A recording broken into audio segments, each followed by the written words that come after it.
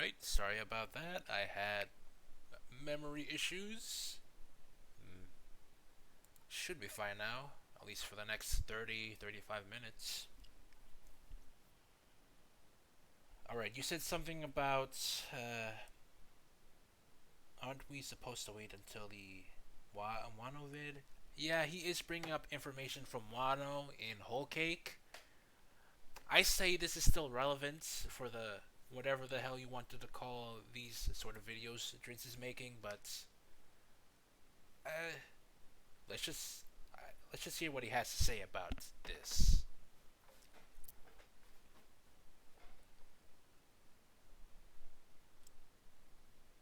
Germa abilities awakening does. Sanji's explanation about his passion is put into question, and the Oh, but for the Zoe part, he said wait until okay. We'll get there. We'll get there. No, we're not going to get there, are we? Oh, maybe in the Pedro Carrot part of the. No, I don't think we're gonna get there. Oh well. entire fight against Queen is about Sanji's Germa abilities awakening because of the raid suit, implying that Diablo Jambe could have been a part of that the whole time. Queen's first reaction to seeing Diablo Jambe is to relate it to the Vinsmokes. As soon as Judge sees Sanji using Diablo Jambe, this should have, at the minimum, created a subplot of the Vinsmokes rethinking their conclusion that Sanji wasn't genetically altered. Regardless of what the real answer may be, how Judge can look at I mean, no. I mean, you can't say what Queen thinks. A judge should also think, considering how much he was pining over Sanji's Germa technology and his bio enhancements. The correlation would be uh, expected. The correlation would be expected if he ever whipped that out.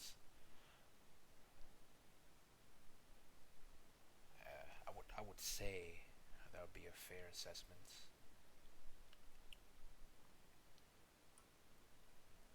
But yes, I can see where you're coming from with this. The I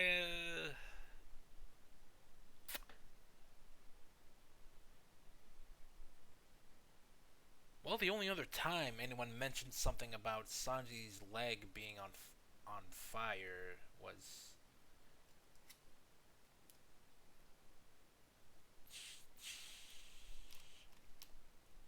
well, some mooks in Fishman Island and Jabra. Really, I can't really think of any other time the mentioning of Sanji's leg being on fire was, brought up.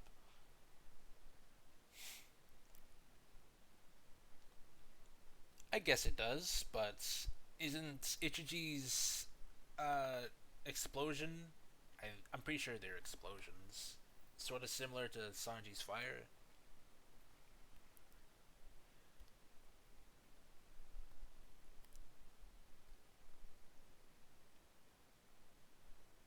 I'm I'm certain it's especially in the anime,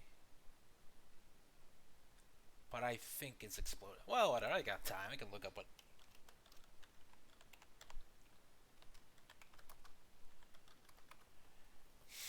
I can look up what his dumb super ability is.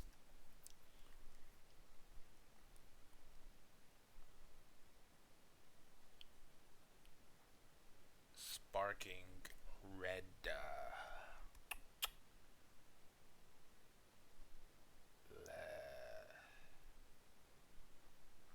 Let's look up in abilities. Yeah, Ichichi, political authority, physical abilities, sparking red. Ichichi possesses an ability that has given him the name Sparking Red. He can create blast of Potent light energy. Ah.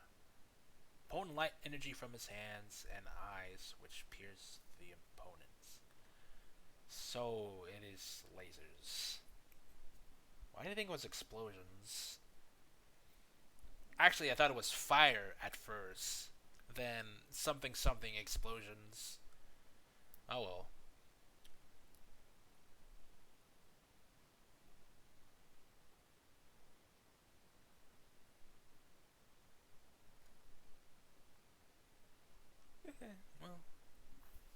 well, I guess it's lasers. Sanji and not come to the same conclusion as Queen, or even think about it, seems like a plot hole. Had Judge acted Pirate Warriors 4 helped you with that one? Alright. on the knowledge that he should have, it changes the story of Whole Cake and how Germa interact with Sanji, and Sanji's role in the arc, and the themes that the arc attempts to build, which is pretty big. Wait, what themes? And the themes that the arc attacks with Sanji, and Sanji's role in the arc, story of Whole Cake and how Germa interact with Sanji, and Sanji's role in the arc, and the themes that the arc attempts to build. Role. Well, I'm pretty certain Judge would still go on with the Big Mom. What is it called again? Big Mom Alliance plan. So there's that. I'm guessing Sanji would be kept under wraps with more dangerous technology instead of just, his hands getting exploded. But apart from that, I guess you could say Judge will look more favorably on Sanji, but would he still like Sanji? Because he didn't.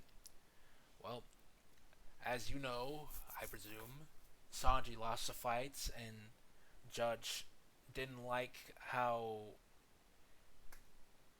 I actually don't remember. Something fight. Then he gets the explosive cuffs.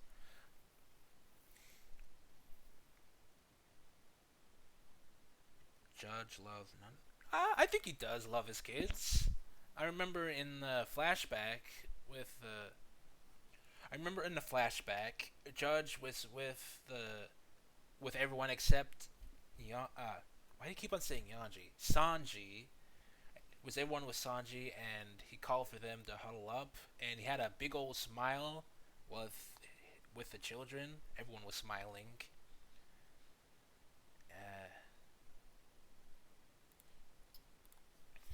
He did seem happy. Let me look that up.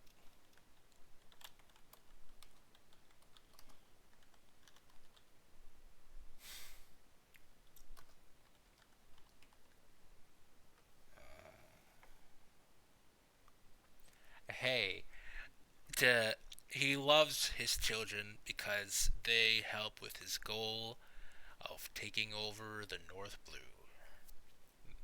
I'm pretty sure that's the only reason why he loves his children. He has his reasons.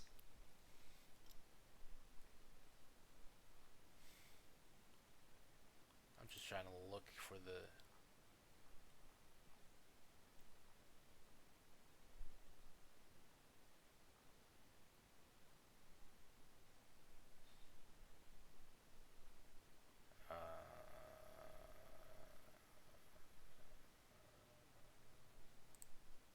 Why resist the marriage? Don't you?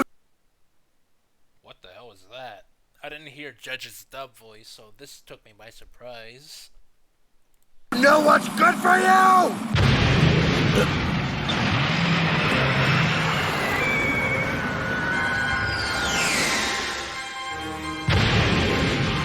He's doing close combat mode.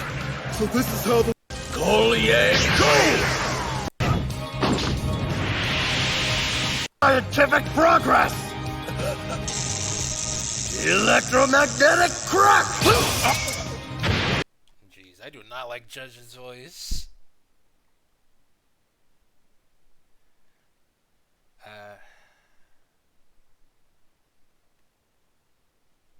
I expect a much deeper voice and probably some sort of accent. Considering English material call him Generalissimo Judge. But nevertheless, I do expect a deeper voice. At least raspy. Come on.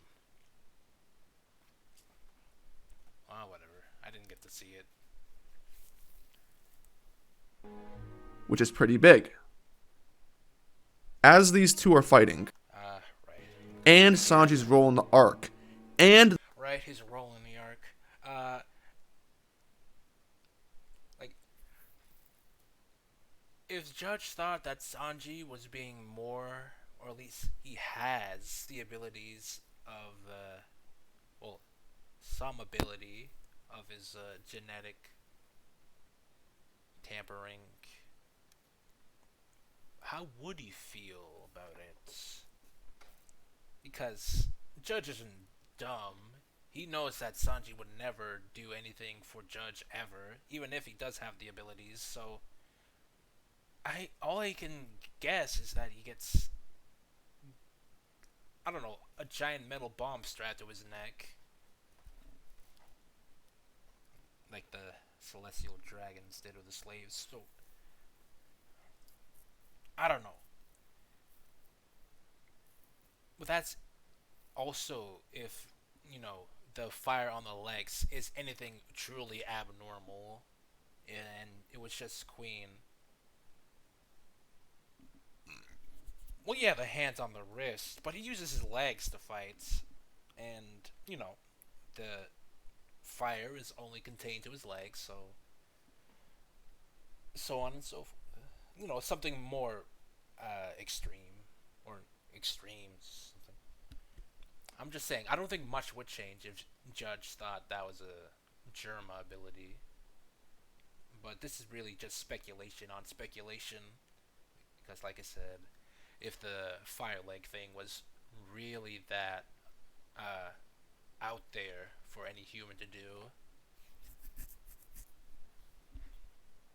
because it could just be, correlation. Like, he has a weird fire move. He must have some technological advancement on him. And since Queen was looking for Sanji's Germa technology and abilities, I presume it was just off of association. Hopefully I'm not repeating myself. the themes that the arc attempts to build. And I hope he expands on this themes. Which is pretty big. As these two are fighting, Sanji tells Judge that once the tea party is over, he's leaving. Judge says something that should be obvious, which is that Big Mom won't allow it. Sanji responds by saying he doesn't care what happens to them. He is here to protect Zeph and the Straw Hats. At this point in time, this is Sanji's actual plan, this isn't a ruse. The conclusion of the fight ends up being a bit forced. Had Oda not held Sanji back and made him lose because of semantics, Sanji would have won and beat Judge. Oh, semantics.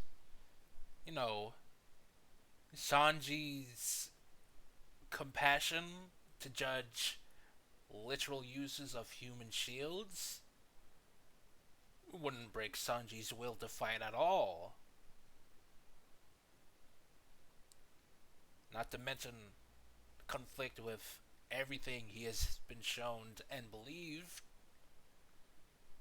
What? I don't know about abrupt, but this is not even par of the course. I don't know what you wanted to expect, because this should have been a cut and done. Because Sanji values, he values human life. He's a good boy and the such. So his Judge just right there in the middle of a sparring match using a human shield taking a life away so effortlessly for such a little reason, why wouldn't Sanji just stop the fights? For if anything, just so that no more human shields could be used. So I don't. What? I don't. Well, currently Dritz hasn't said anything truly egregious, but I really don't know what he expected Sanji to do after, the human shield thing.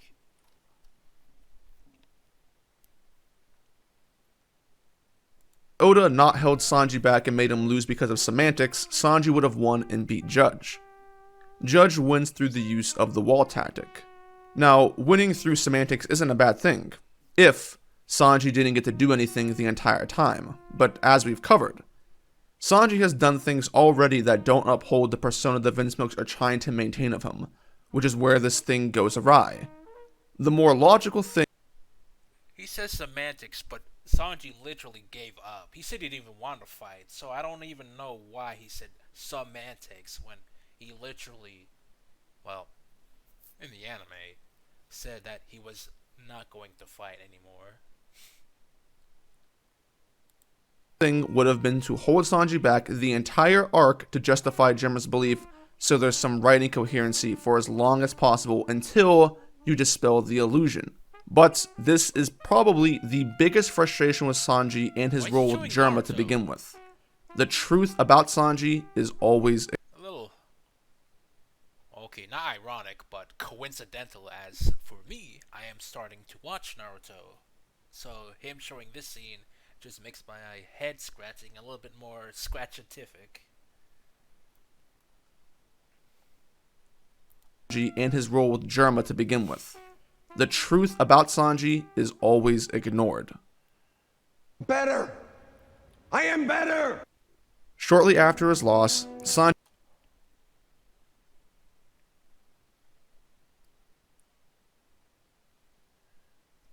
Did Judge ever feel threatened when he was fighting Sanji?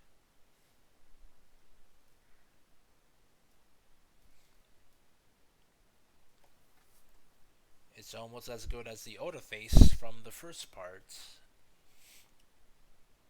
Anyway, did Judge ever feel threatened against Sanji? Plus, nah, even his brothers didn't think much of Sanji, even when, he kicked Yonji's face in, so. Plus, why would he go all out against Judge?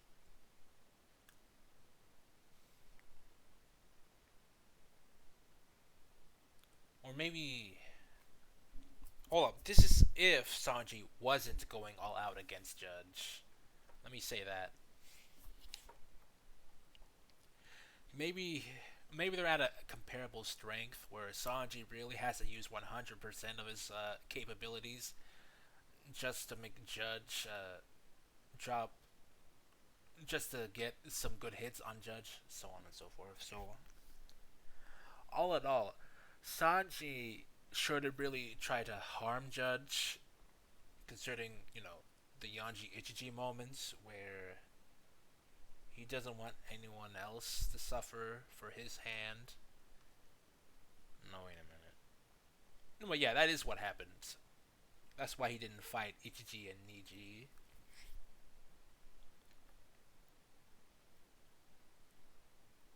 He did bring up Sanji not meeting up with his family for the first time, which they did. I don't know how he didn't realize that, but maybe he's referring when he got onto the Germa castle. Maybe that's what he means by they didn't meet up then. I guess. I mean, Sanji could easily just be with the fire tank pirates and just hastily went to his quarters. Or Reiju's quarters. Reiju just directed Sanji to her quarters. Or his quarters. Whatever room this is. I'm just saying Reiju did all the walking for Sanji.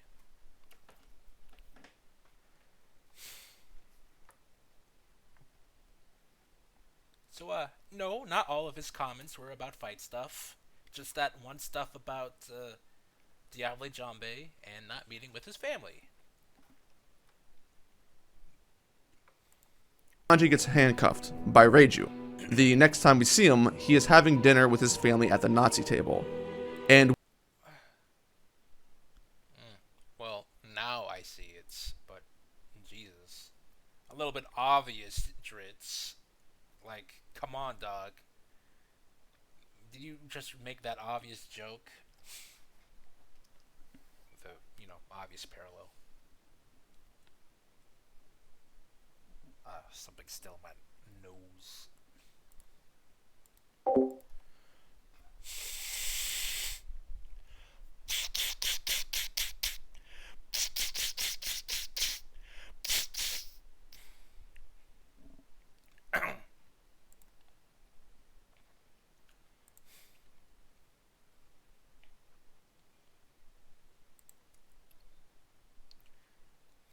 ALX? Yeah. Uh, it's not gonna be anything extreme, but I'm definitely certain they'll be taking a look. Not much, considering, you already said Nazis before, so, live footage in the background wouldn't do much.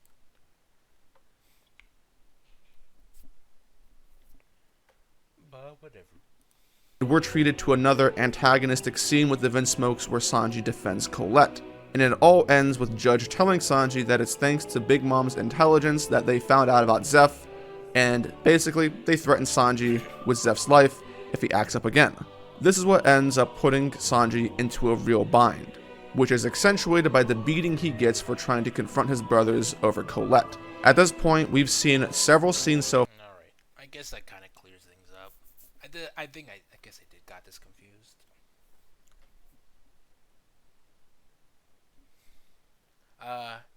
I'm pretty sure Sanji's initial reaction to meeting up with his family would be what he did with Yonji, actually.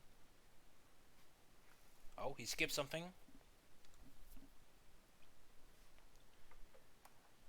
So, whatever. Like I said before, if would, would be a minor thing. Plus, we already saw what he thought about Yonji.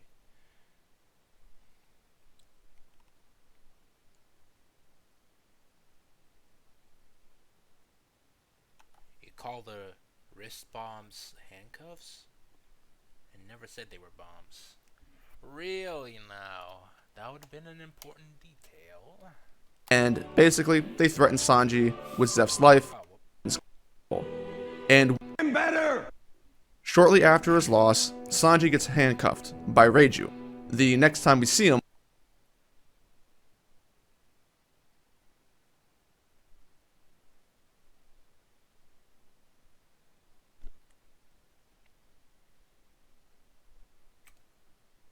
It's a small detail, but no, not really. This is pretty important. You could have just said they strapped Sanji with bombs or something.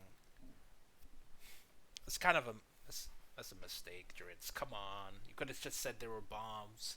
Strapped him up with bombs.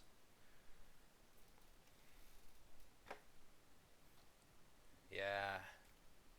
Sloppy, sloppy. he is having dinner with his family at the Nazi table.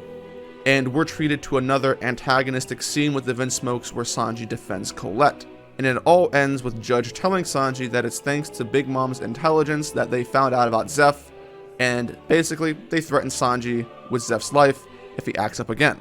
This is what ends up putting Sanji into a real Also, didn't Judge or the Germa find out about Zeph and not the other way around?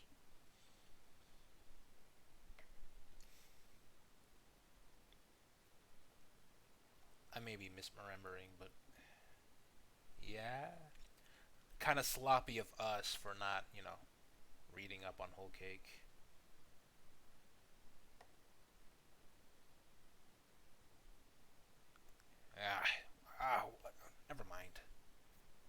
not fine, but I'll just bully through. Real bind, which is accentuated by the beating he gets for trying to confront his brothers over Colette. At this point, we've seen several scenes so far of Sanji being restrained, and it's tied together with his flashback. By the time that we're out of the flashback, Sanji is being treated once again by Reiju. And Reiju tells Sanji that what's happening to him doesn't involve her and to not expect help. This is all mega cap. It doesn't involve her. She's kind of a third party on this. She can't help Sanji. Escape. And she's affiliated with Germa. So, what can she do? ALX will do it for us? They shouldn't. We should have all this information ourselves. We shouldn't wait for them to... Oh no, Reiju. With his flashback. By the time that we're out of the flashback, Sanji is being treated once again by Reiju. And Reiju tells Sanji that what's happening to him doesn't involve her and to not expect help. Yeah, that. I'm saying, what could Reiju do? Because she can't disobey judge's orders, but she also wants to help out Sanji, so this is the best she can do. So I don't know what anyone expected, especially Dritz. Why did you think he was talking about Big Mom?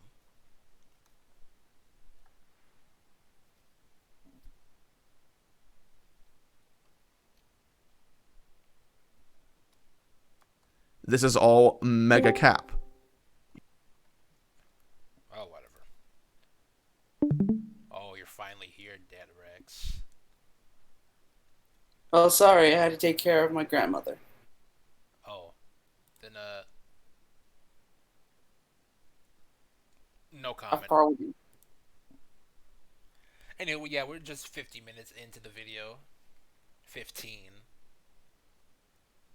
How long have you guys been going? An hour and a half. Actually, just an hour. An hour. No, wait a minute. It's been an hour and a half.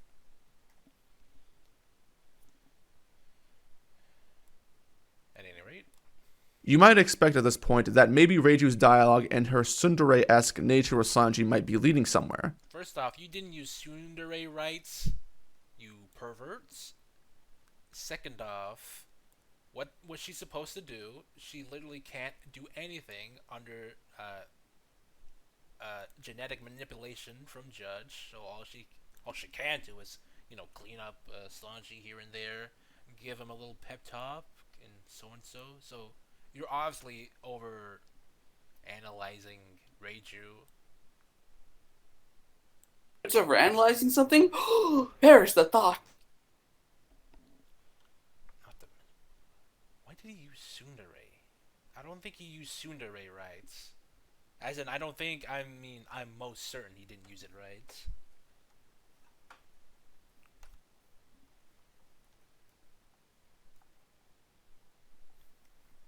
Odette, there was Nazi footage. Oh, I saw. Can't help himself. To be fair, this might be the only time he was able to do it with any context, considering the symbolism. He had more justification here than part 1. Yeah. I'm Point surprised that this one isn't labeled part 3. I'm This not Whole sure. Cake Island. I'm not certain why he skipped over. Why he removed the parts in these titles, but Normally, you don't put a number after you hit 3. you could just call it Whole Cake Part 3, comma Part 3, something. But whatever. maybe Reiju's dialogue and her tsundere-esque nature with Sanji might be leading somewhere. Because having her act this way doesn't make any sense if it doesn't serve a purpose. After Dritz, are you dumb? I already gave my reasoning, but I just wanted to say, are you dumb? Because, really, she literally can't do anything. Like she Oh, literally but she can't helped Sanji escape. Therefore, she has autonomy.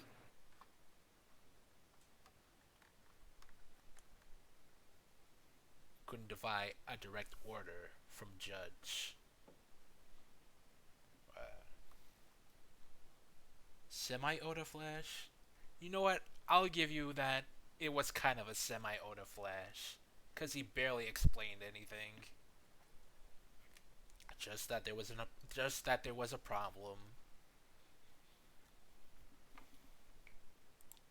Sanji is bandaged up, we get his confrontation with Luffy and Nami while the Vince Milks are on their way to meet Big Mom.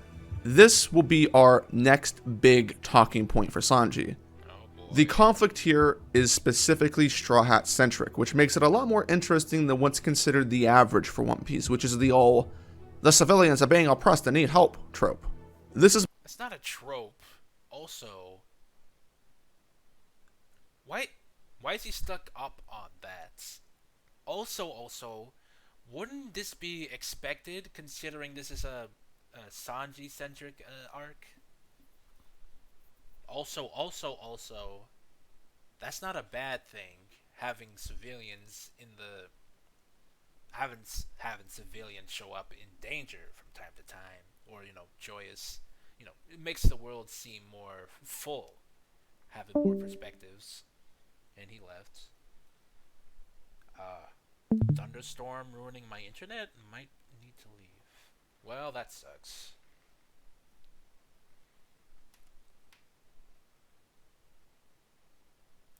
Is more reminiscent of the pre-times the civilians are being oppressed and need help trope.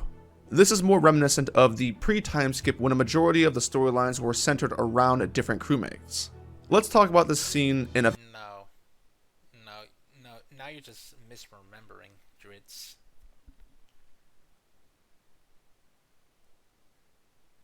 First off, crewmates, there were more arcs in the pre-time skip. Second part is that these civilians you keep tropeizing, I guess, are still prevalent in the pre-time skip, even in these quote-unquote Straw Hat centric. Does he mean civilians, or does he mean like secondary characters? Because that's pretty much up until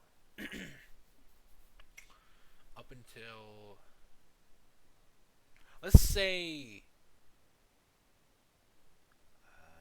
Alabasta is where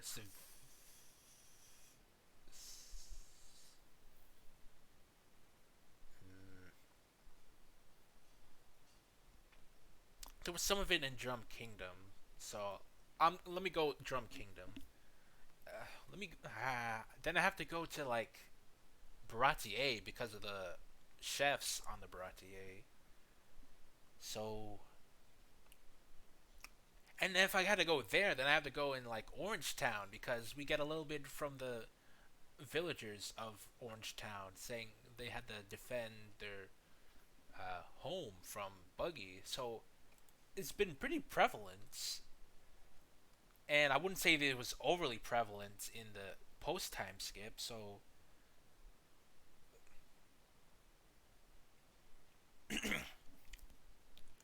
yeah, I need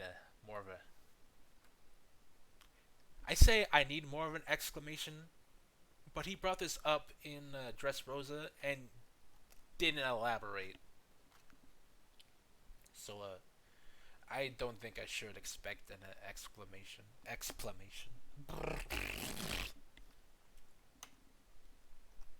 Civilians are being oppressed and need help trope. This is more reminiscent of the pre-time skip when a majority of the storylines were centered around different crewmates. Let's talk about this scene in a vacuum, meaning that we're only going to talk about what's happening in the arc up to this point in time and what started in Zou, as if the rest of the story didn't matter. And then we'll bring in context later. Well, at least he brought up. At least he's going to bring up Zou. So that's surprising.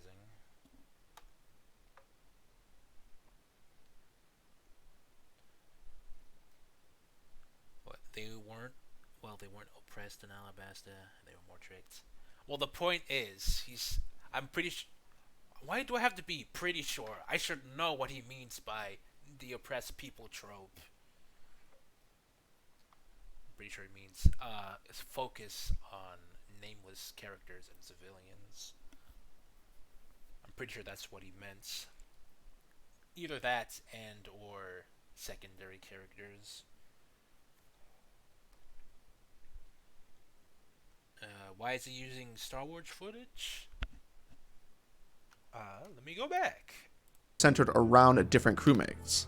Let's talk about this scene in a vacuum, meaning that we're only going to talk about what's happening in the arc up to this point in time and what started in Zoe, as if the rest of the story didn't matter, and then we'll bring in context later. The writing flaw in this scene is that there is no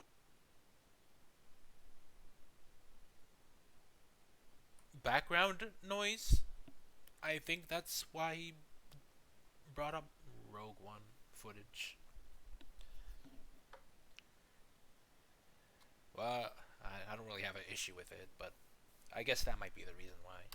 in-arc reason for Sanji to ever lay his hands on Luffy, all of which could have been in-arc reason in context later. The writing flaw in this scene is that there is no in-arc reason for Sanji to ever lay his hands on Luffy, all of which could have been fixed with a single addition to the arc. But, because this addition is missing, it makes all the difference when it comes to sympathizing and justifying Sanji's actions. Prior to the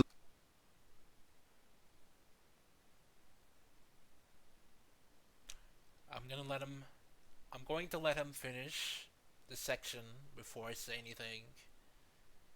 So, yeah, let's wait a little bit. Yes, he did it so that he could get them away. True, but let's just wait until he finishes this diatribe so we can comment a little bit more clearly on his points. Luffy versus Sanji conflict, Oda had been doing a good job at limiting Sanji's options and making him a slave to his circumstances. Zeph was threatened if he didn't act and go along with the marriage, and his options of running away were limited because of the handcuffs. His back was almost completely against the wall. What Oda didn't account for, however, Almost? What do you mean almost? Not. I'll save it for later, like I said. Almost. Freaking weirdo. Well, I guess he could live without hands, but I'm pretty sure the blood loss would get him, but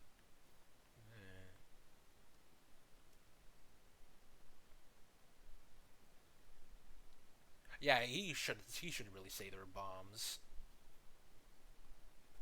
somehow, was that there was nothing. What Oda didn't account for, however, somehow, was that there was nothing set in place within the arc to not allow Sanji to seek help or talk to his friends if they were to arrive on the island. When Luffy flings himself onto the cat carriage, Sanji responds with immediate violence. The Vinsmokes did not make any demands of Sanji to exile and violently remove his friends, and Big Mom wasn't involved yet at this point in the arc either, so there are no restrictions from her. The Vinsmokes themselves are unmoved by the situation. Yonji only chimes in after Sanji hits Luffy, and even then, Sanji says he'll handle it himself. There is no. Good lord. How do you get... Well, I shouldn't say that, but considering how one of the people who was helped work on this parts didn't know the difference between implied and... No, he just didn't know what implied mean. Like, I think I said something about this in the Discord, but yeah, that was a pretty bad ramble. But I said this. I was talking with a guy in Twitter. Oh wait, it was not in this Discord. I'm talking about this guy. They said, him and Drit said that they were working on the video, and I was talking about something from uh, Punk Hazard about Smoker and Aokiji. Something, something, something. We talk about Smoker's sense of justice and how Aokiji, I keep on dropping these names, implied that Smoker should leave the Marines because he himself did and found ways to live out his sense of justice. Now, in the conversation, we keep using the word implied. He somehow says implied while also saying he literally says. So, uh,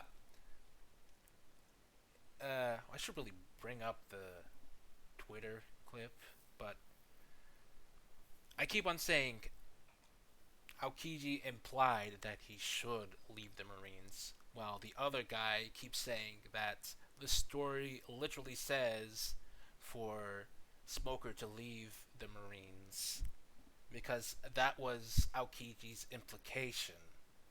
So if you can turn on your brain for a moment, doesn't that doesn't that sentence sound a little bit contradictory? How someone can imply something yet literally mean one thing? Like I could bring up the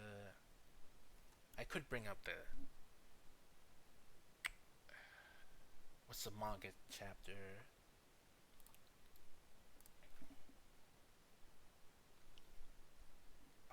Maybe I can look it up on YouTube.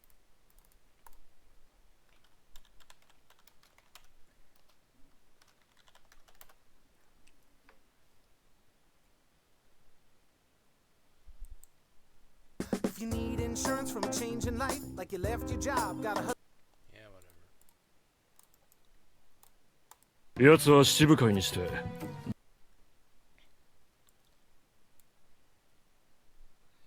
手以来のなる動かせえ It already doesn't say it here. 過ぎたようだな。 I don't know how important this conversation should be for this video, but geez, I'm really on this guy, because this guy doesn't. He refused to understand what implied mean. I guess it's my way of venting, but anyway, I find this. I spelled Aokiji wrong. 奴は七部会にして I find this どれ important for the conversation.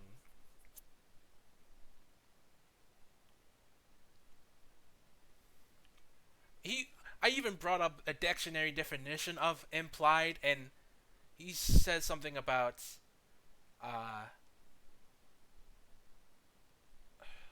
me using it.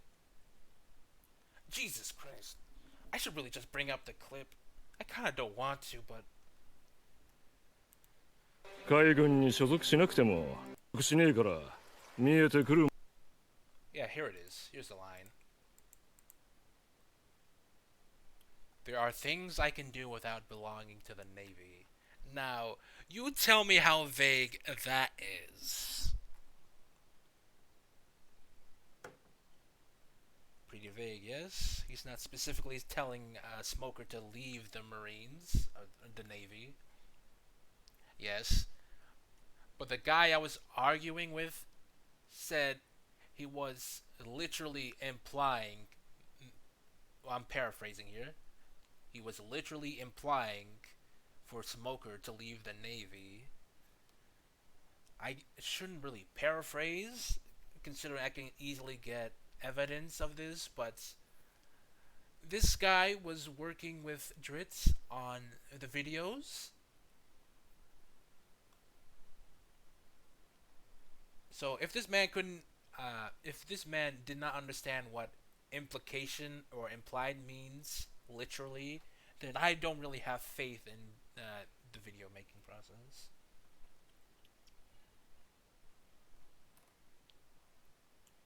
very vague. He is talking about himself. Not that Smoker can do anything. In the scene, they're talking about.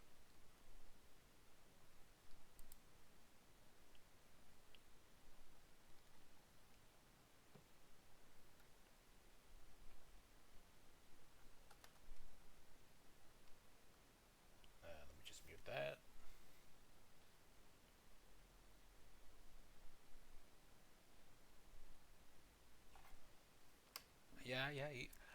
He is pretty much talking about himself as well as Smoker, but Smoker picked up that Aokiji has information about the illegal underground people.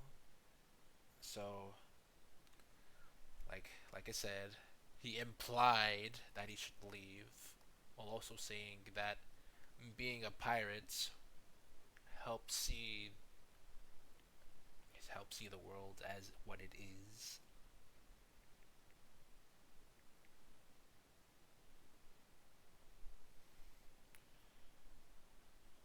Jeez, I'm really looking this up. Whatever. And he showed Yanji, but instead of actually showing Yanji, he showed a trash bag. So, yeah, that's pretty cool.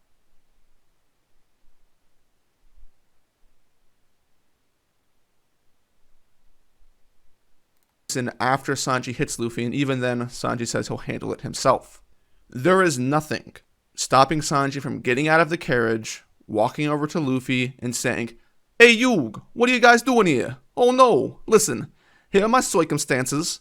Stay low and hidden. I'll figure something out. Don't get in trouble." So you're telling me he should talk to his stubborn captain about something that he already knew he was dead set on doing, instead of beating the hell out of him, showing he's completely serious about staying with the Germa. So you basically just want Sanji to be out of character.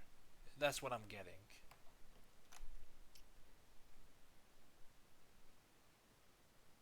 I don't know what to say about this. He knows what Luffy is. Not to mention, he's confident that Luffy wouldn't even listen to him if he talked to him.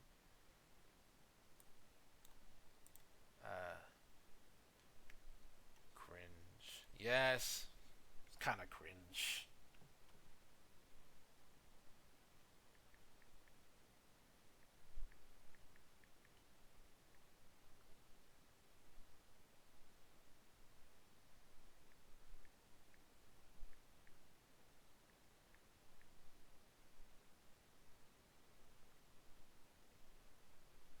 Yeah, I shouldn't really have a better way to find this stuff.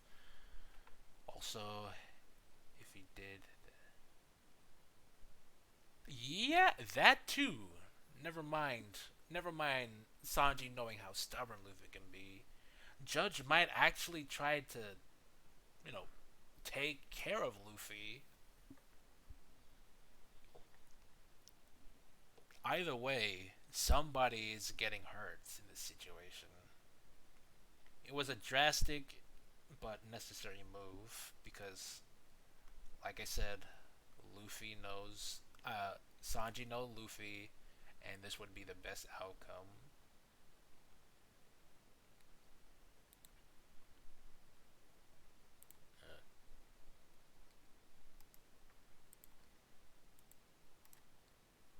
All right, I'm just bringing it up because I don't feel like I should. Well, no, I think I should. I just don't want to.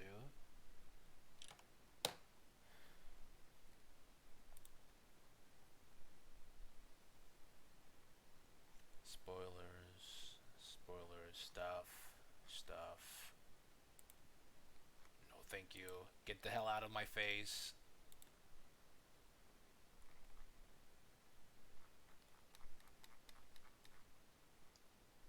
Here it is.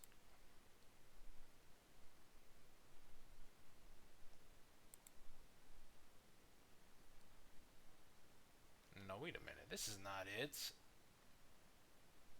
No, this was something else.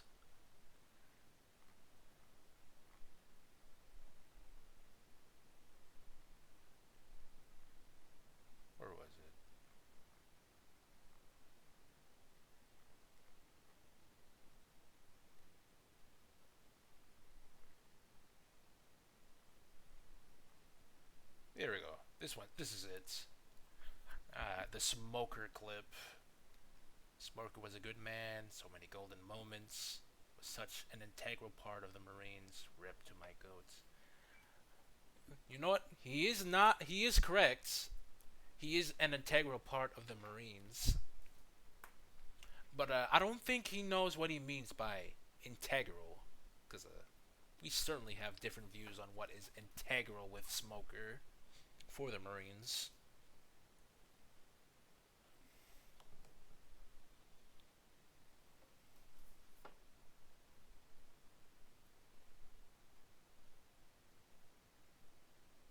Also, he is showing them, hey, I don't care for these people, so they don't have another weakness. Yeah. Like, what? Are you really? Not only did Sanji lie to Luffy's face, not only did this have to happen because Sanji should know how Luffy operates. He wouldn't take those words lying down. He just wanted a different character or something else to happen, even though it would be completely illogical for both Sanji's character and Luffy's character if he even, listened to Sanji at all without a little bit of violence. Where's the tweet?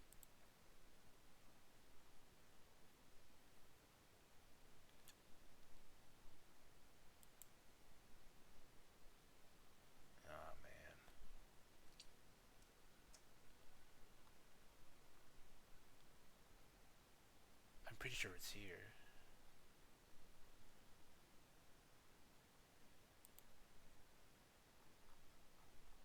Why does it do that when I keep clicking on? Could you not?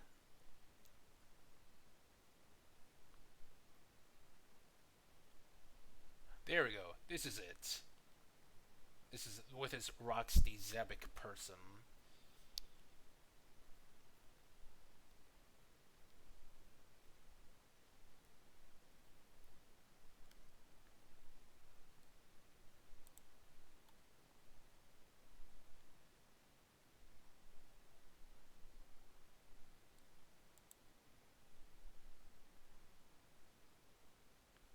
It was his cat, right?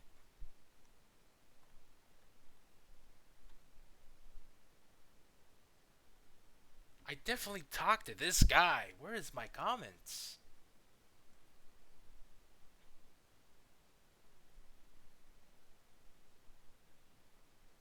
Maybe it was a different comment string. Well, I'm already putting this aside far too long enough, so I'll try to bring this up in the B-list chat later. Hey, where's the freak? Stopping Sanji from getting out of the carriage, walking over to Luffy and saying, "Hey Yug, what are you guys doing here? Oh no, listen, here are my circumstances. Stay low and hidden. I'll figure something out. Don't get in trouble." Why would he? Oh, okay. Now that I actually hear the example he said, why would Judge allow Sanji to say anything like that to Luffy?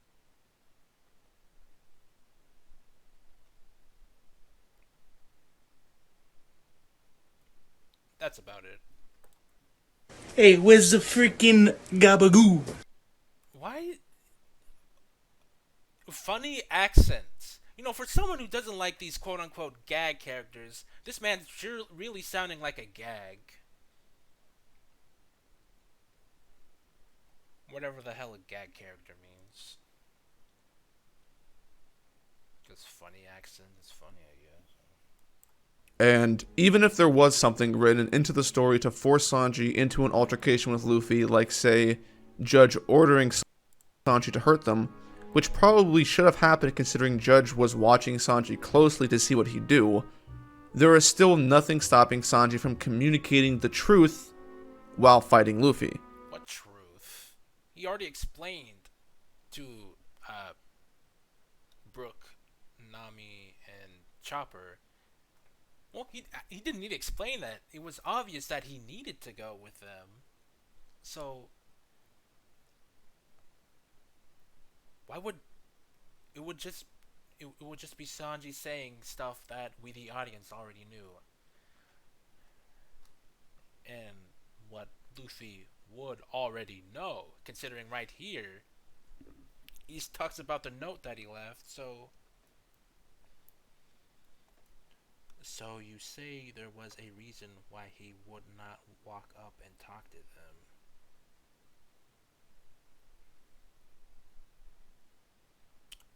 Yes, he did bring up a reason why Sanji couldn't just go up and talk to Luffy about the situation.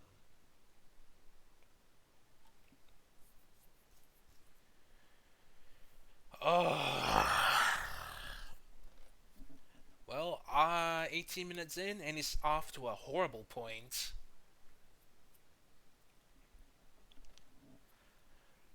Who would have saw? Who would have saw that Dritz, the man himself, didn't understand Luffy, Sanji, or the scene in question? Who would have saw this coming? Not I. No, not I. For I, Leo Luster, did not bring this up whatsoever, that he does not understand these characters. So on and so forth. Man, freaking. Best of all, he contradicted himself, so what else can I say? He did not understand the story.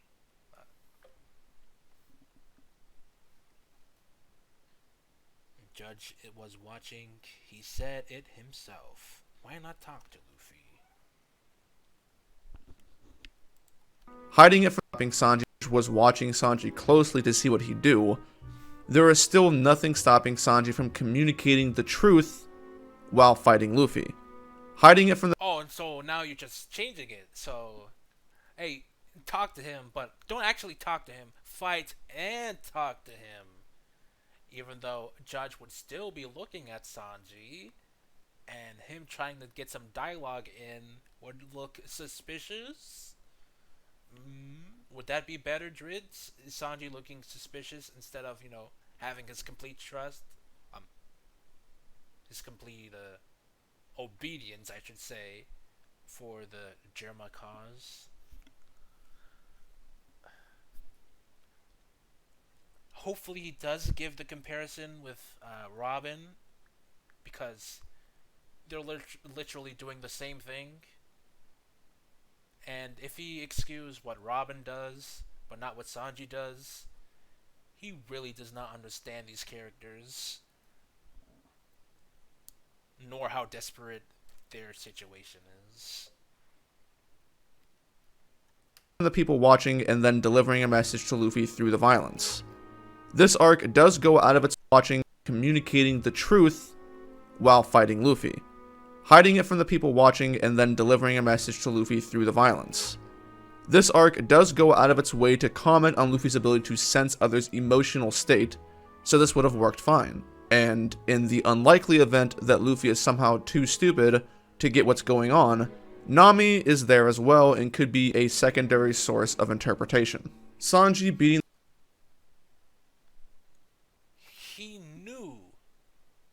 Luffy knew that Sanji was doing this because of Germa. That's why he didn't fight back. He knew Sanji was the one hurt. He was getting hurt every time he kicked Luffy himself. He knew all this, and yet you have a problem with Sanji not going, "Hey Luffy, please leave." Even though Luffy, in the middle of the fight, knew that Sanji wanted him to leave. So right now, this has been the most redundant thing Dritz has ever said, as far as I know, as far as I can remember.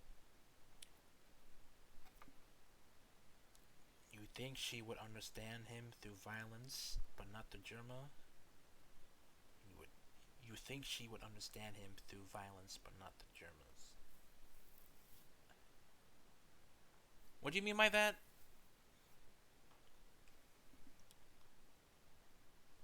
You mean if Sanji didn't go all in on Luffy, that the Germas wouldn't pick up that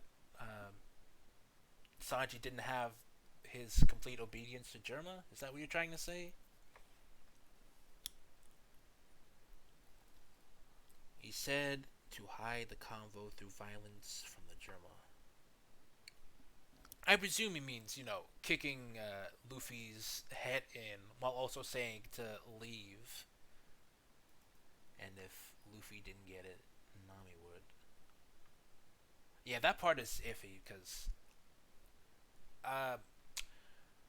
if Sanji was pulling his punches, and they would know, and that get suspicious of Sanji. If Sanji tried to say anything through the kicks, they would know because there would be, some sort of pause or gap in between the usual fisticuffs. Look suspicious. If it was any way Nami could get involved, then she would be too close to the action, and I'm certain Sanji wouldn't want to get at the very least, any damage on Nami. So, this is the most contradictory thing Dritz has ever said, and we're not even 20 minutes into this video. How could someone even if he did reread, how could he get this entire moment completely incorrect while getting how could he get everything? How could he get the information? Because, as far as I can tell, he got the information from the story, and yet not correlate that to this moment. Like he said about Luffy's understanding of emotions and stuff.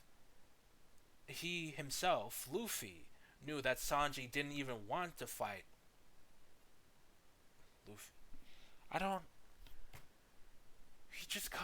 He literally just contradicted himself there. He just wanted Sanji to I think I even in Brago, the whatever his name is, on a Brago stream like 4 years ago, I think Dritz brought up something about Sanji not talking to the crew.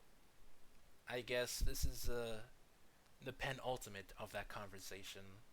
And oh boy, not only did Dritz understand how mature Luffy was in understanding people's feelings, he didn't understand that Luffy knew that Sanji didn't want to fight Luffy, and that it was under distress. Oh, I'll replay it.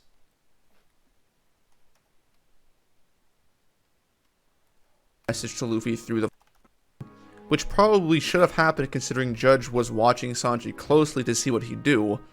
There is still nothing stopping Sanji from communicating the truth while fighting Luffy, hiding it from the people watching and then delivering a message to Luffy through the violence.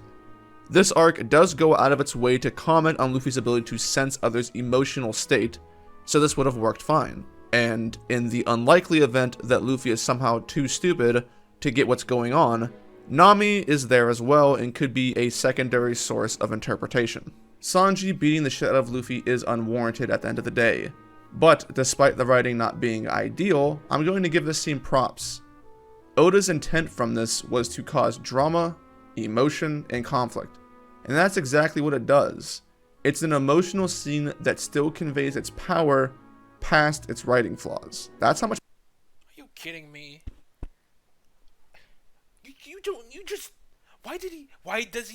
Why does he still call this a good thing if the entire point of the fights shouldn't even happen? Why did he? Let's say let's go with like a Gin versus Sanji, and how let's see. No, I don't. I want to give an example, but jeez, he's had such a problem with it. Yet he's going, "Oh, it's all right. It's all right." He gives off the emotions that they want to convey. I don't know if Dritz is trying to make it seem good because it's a fight or whatever, but you just said the entire fight was bad and unnecessary, while also not getting why they fought and why Sanji had to fight. This is ridiculous. I never been so mistreated as an audience in my life. Yeah, he had no issues with calling other stuff trash and not commenting on anything and being as vague as possible while also saying it's bad. But hey, this is good because it successfully gave off the emotion it was trying to give out. Apparently, even wait, I'll wait.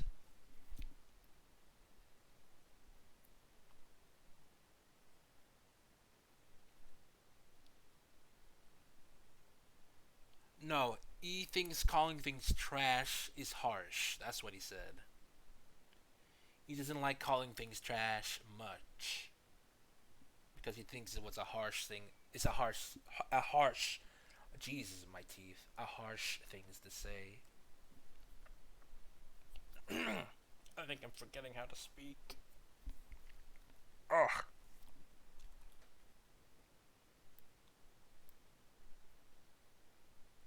Yeah, but he showed Yanji as a trash can. You know how many. You just saw through his Twitter line that there were two trash cans, right? A stick figure next to two trash cans.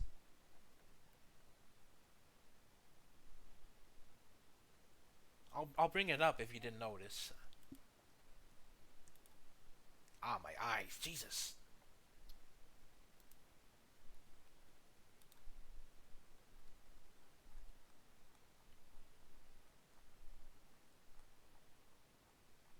Yeah, here. He's replying to a comment about Orochi was a better character than Oden. Now, I can see the argument, but besides that, this is a comment replying to the Orochi is better than Oden comment, and he just shows a stick figure and two trash cans. So, yeah, he is a walking contradiction.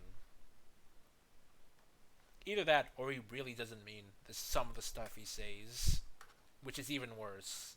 No, maybe not worse, but it's still bad. Also, not to mention, he's calling Orochi and Oden trash. What? What did they do? What did Oden do? What did Oden do? Come like, whatever. This man really doesn't like One Piece. And he especially doesn't like all the good stuff about One Piece.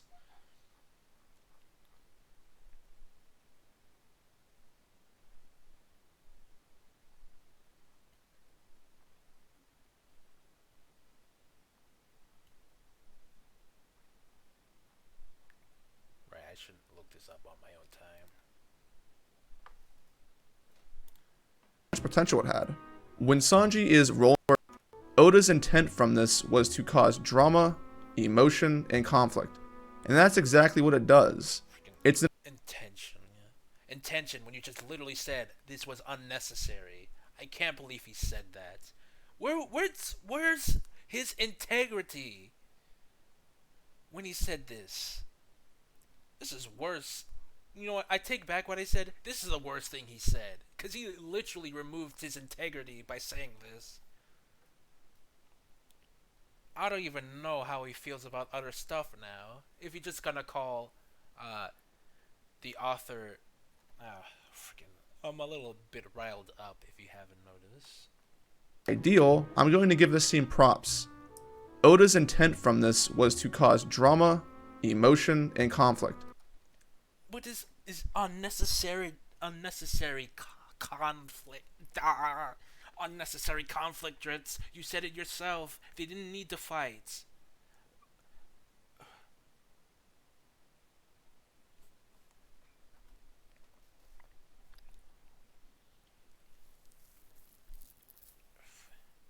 just call it bad.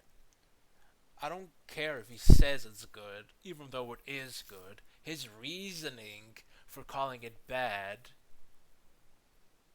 Well, he had reasons to call it bad, but still calls it good in the end?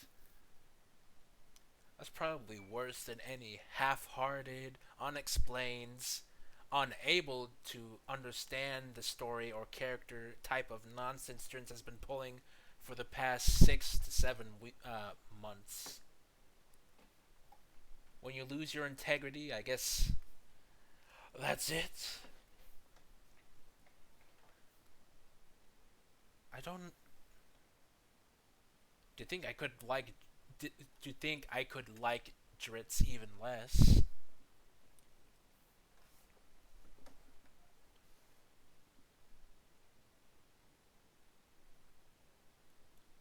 I think it was 6 months ago.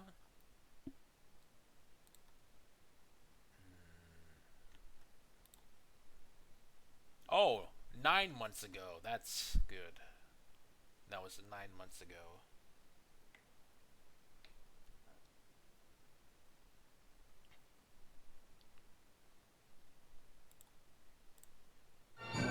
So I'm guessing I was saying 6 months ago, since I was aware of Dritz 6 months ago.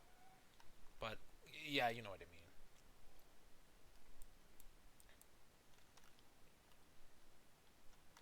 Jeez, he really just said that. I don't know what to think about him anymore. Like, for real, for real. He really just... At least he had his integrity. But he just said, oh, it's good because it did convey the sense of drama. Like, if Robin didn't do anything at all and just left with CP0, not... Like, if Robin was flippant on sticking with the Straw Hats and, like, sticking with CP9 and stuff, like, being indecisive and, like, causing the Straw Hats so much unnecessary trouble. But, hey, the conflict was still there. I don't...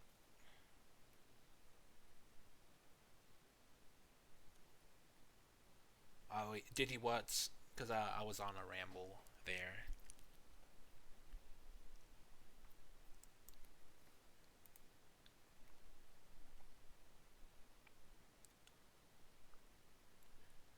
Integrity. Maybe not the integrity you think I'm trying to say. I'm saying he was honest. He said the bad points were bad, and he expressly says how much he doesn't like something.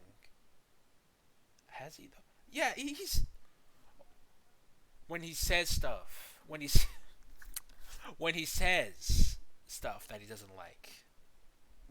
I'm not strictly saying the Oda flashes, but when he says he doesn't like something, he really says, oh, does he say that he doesn't like said thing?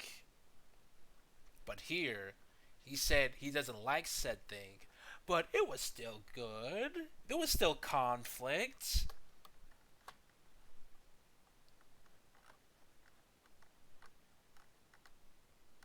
Well, he kind of lied a few bit more times instead of, just Punk Hazard, but saying that out of the blue really made me think less of Dritz.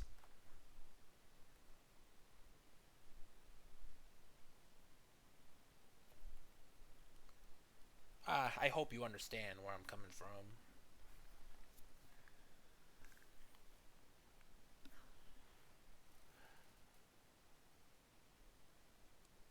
I mean, I,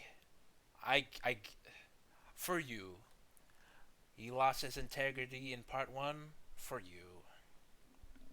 I'd say he still had something, because at least he says what he says. At least he says what he says, and doesn't go back on it like this. At least as far as I know.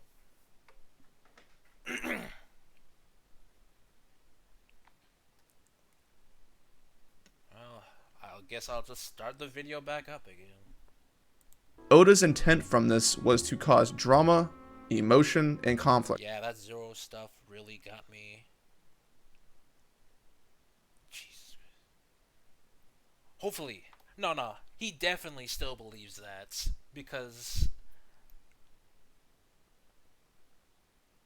I don't really have anything else to say from that, but I really do think he still believes Zoro is sexist. Oh wait, yeah. He did bring up Zoro sexism in part 2, right?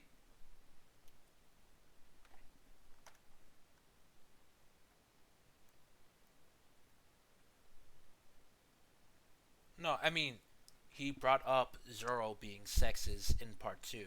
Not that. He kept saying that Zoro was sexist in part 2, is what it meant.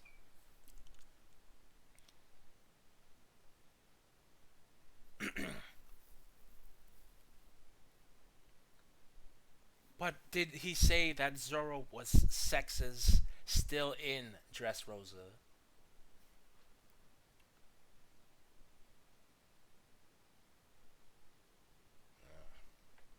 Well, I guess I must be remembering something from like a tweet or the Discord.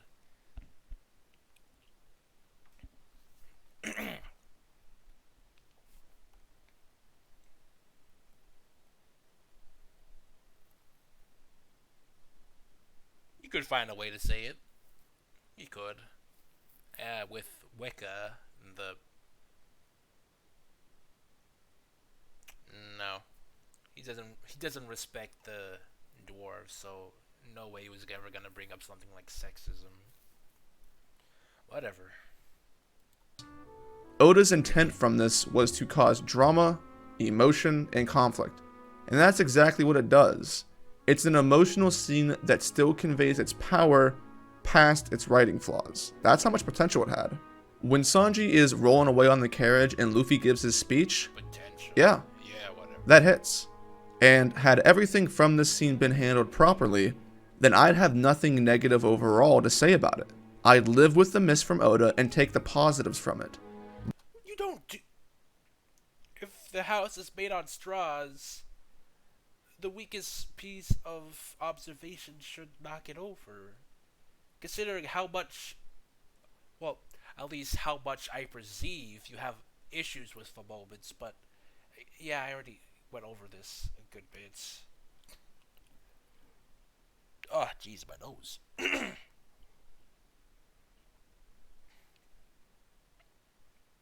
So you would have ignored the writing flaws? Yes, he literally just said he would have ignored the writing flaws. He's pretty much doing it right now.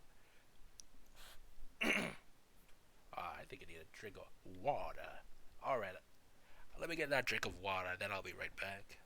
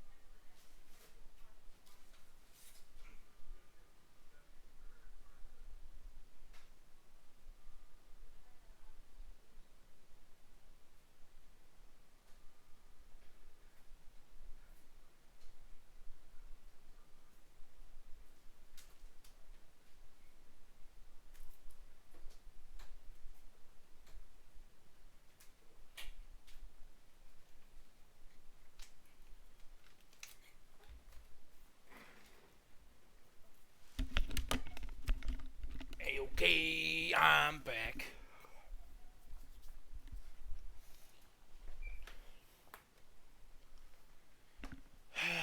Yeah, he literally said he was willing to look over the writing flaws because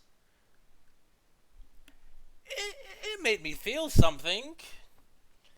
And that's just pathetic. At the very least, disingenuous. I didn't Dritz would do something so emotional. I'll say, I kinda hope he was somewhat logical in his complete misunderstanding of these characters and story. Alright. Muse Spice, are you back? Or did you leave? Or are you still here? Alright, just making sure. Overall to say about it. I'd live with the miss from Oda and take the positives from it. But the accountability that Oda writes into this scene is completely shit on later in the arc, and because Oh, more sexist Dritz. Ooh, did you see that? You see that funny, meme? Meme?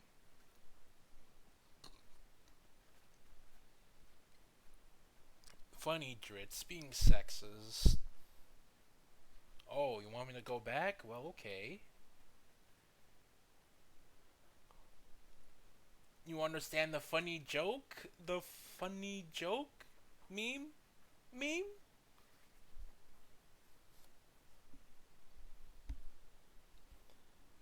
And I thought Triggered was the sexist one. Well, more sexist.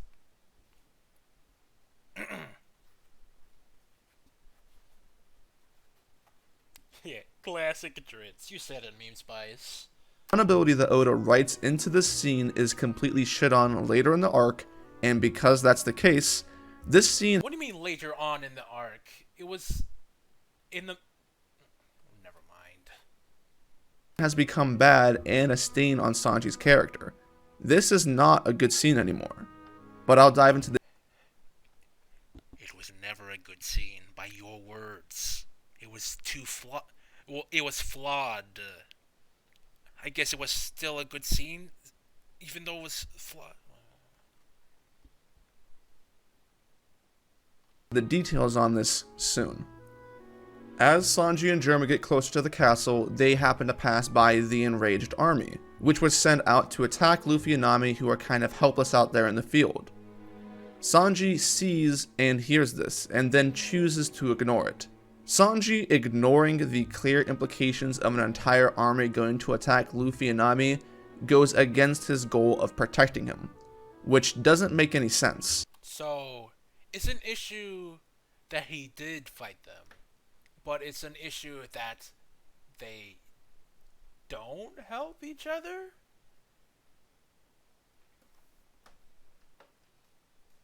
Not to mention going directly, well, not directly, but, you know, disobeying both the Germa and Big Mom by dealing with the enraged army. So I shouldn't even have to say anything about this.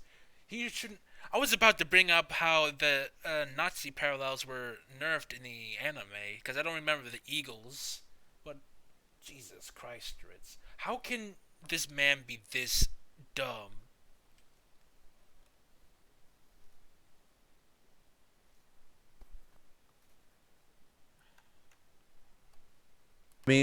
Goes against his goal of protecting him, which doesn't make any sense.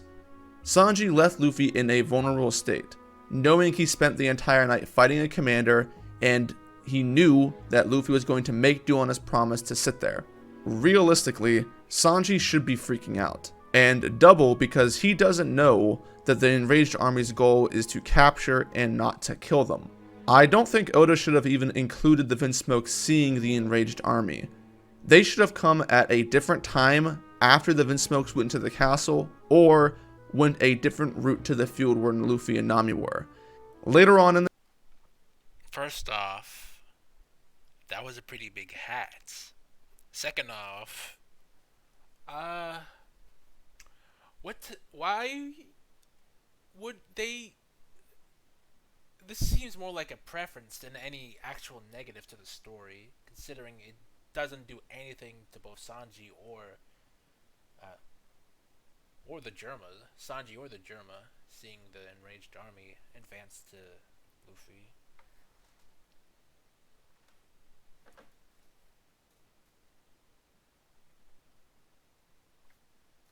I mean, of course, Sanji would get upset about it, but I'm guessing it's just, Sanji being confident in those two in protecting each other.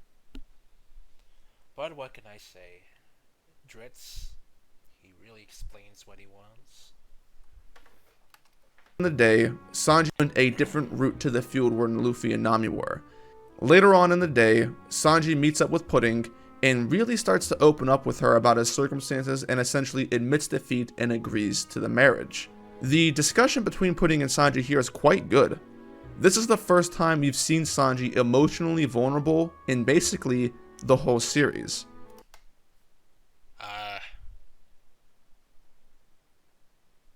No. It is not. He was crying over Luffy not being able to be a Straw Hat anymore. And I'm specifically meaning in this arc.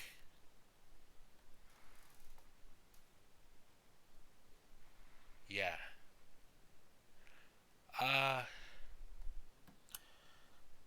Dritz, have you even... Did Dritz even read One Piece? Meme Spice?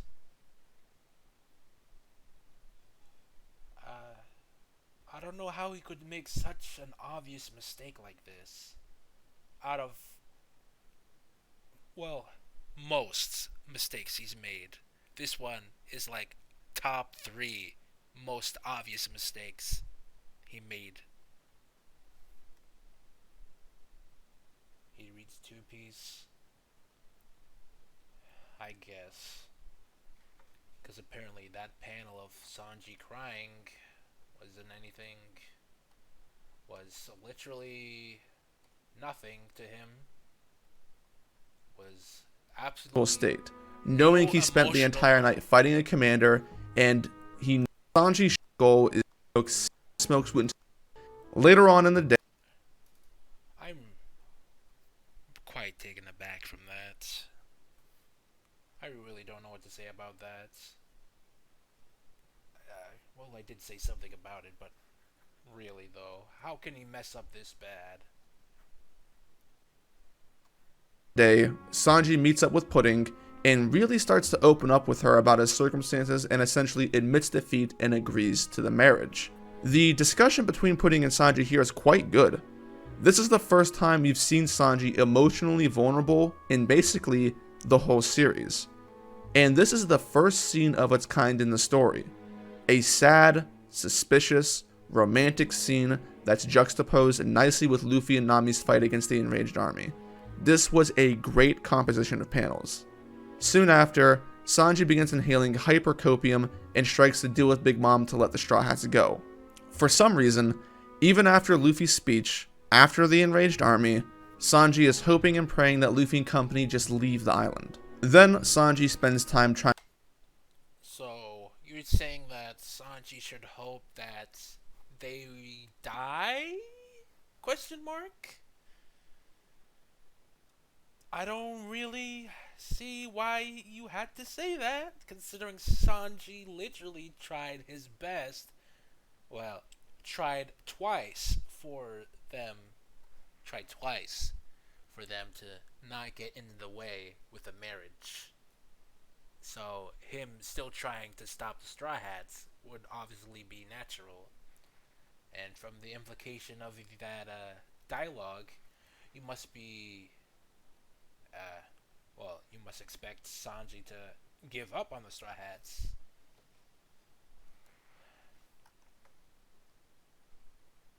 I don't think Dritz knows what he's reading. For some reason, even after Luffy's speech, after the enraged army, Sanji is hoping and praying that Luffy and company just leave the island. Then Sanji spends time Then what do you want Sanji to do about it? Please tell me. This is literally the only thing he can do. Come on, Dritz, explain yourself.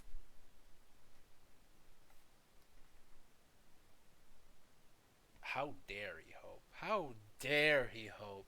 How dare he... How...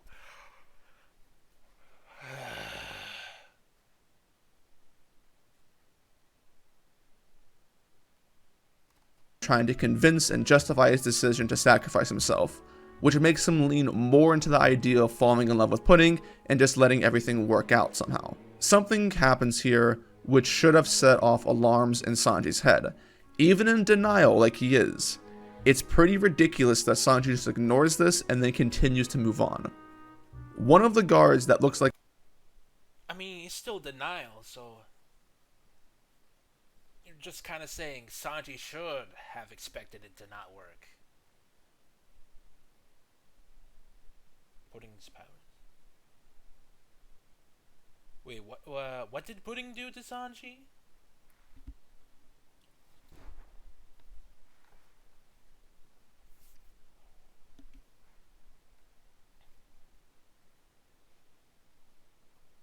She could do something.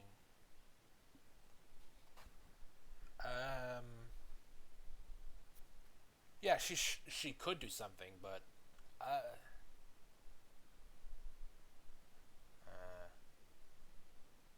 well, she didn't. No, she didn't tamper Sanji. She didn't tamper Sanji's memories in any way. Up until the kiss moments. So yeah. Hell, the first time we ever see Reiju use her mind erasing powers was with Reiju. So I'm pretty sure they would say something about Sanji's memories getting erased if Reiju and Pudding has a like Bobbin's deranged cousin gives a report to Vaughn. One of the guards that looks like Bobbin's deranged cousin gives a report to Sanji saying that a few of the Straw Hats... Alright, just putting some body shame out there. Damn, Dritz, I didn't know you feel like that. Guards that looks like Bobbin's deranged cousin gives a report to Sanji saying that a few of the... Also, his name is Eggplant. Well, the Japanese word for eggplants. So, put some respect on that character. Sanji was nice to him. You be nice to him too. I'm pointing my finger at the screen. Dritz. One of the guards that looks like Bobbin's deranged cousin gives a report to Sanji saying that a few of the Straw Hats have been captured and the others are running around the castle causing trouble. This tells Sanji that something weird is going on. Big Mom never told Sanji that she was going to capture the Straw Hats and hold them prisoner. And the fact that some of the Straw Hats have made it all the way into the castle means that it's easier for Sanji to verify and confront them on what's going on. They are very close. At the very least, Sanji knows that things aren't going the way they're supposed to, but he continues to ignore everything. Following this, we get the Pudding third eye reveal in her rant about Sanji being a fuckboy. This causes Sanji to turn on his Blink-182 playlist and cry in the rain as Reiju is getting her mind wiped and her body placed into the medical room. The doctor who is in the room with Reiju says to keep her there overnight. Really? You didn't have anything to say about that? I mean, I'm a little taken aback, I'll be honest. I thought he was gonna say something about Sanji being some big fucking dumbass for not seeing something this fucking obvious. I'm paraphrasing a little bit here, but you know what I meant. Considering how much this guy doesn't like Sanji. Whatever. It's just a thing with me. I personally feel. And to inform the Vinsmokes that she'll be held there. There's no reason given as to what the excuse for her being injured is, and a super soldier like Reiju being in the med bay should cause suspicion as soon as it's heard by the Vinsmokes, but weirdly enough, this information is never passed on to them. It's not acknowledged, and it seems like Oda forgot he said this, which is odd, but maybe not as odd as the stretch made in the believability that Pudding could completely subdue Reiju.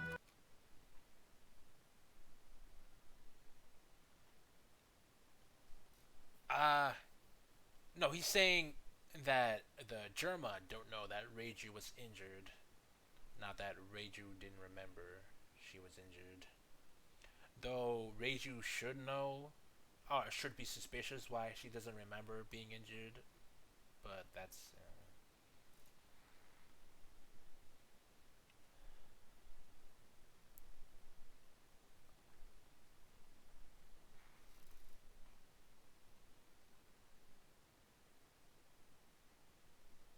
I'm pretty sure she did do that. She snipped her memory. Though, that's not the point he's saying. He's saying why someone should have... Well, actually, he didn't say Reiju should be suspicious why she was injured. So, I can't really say that.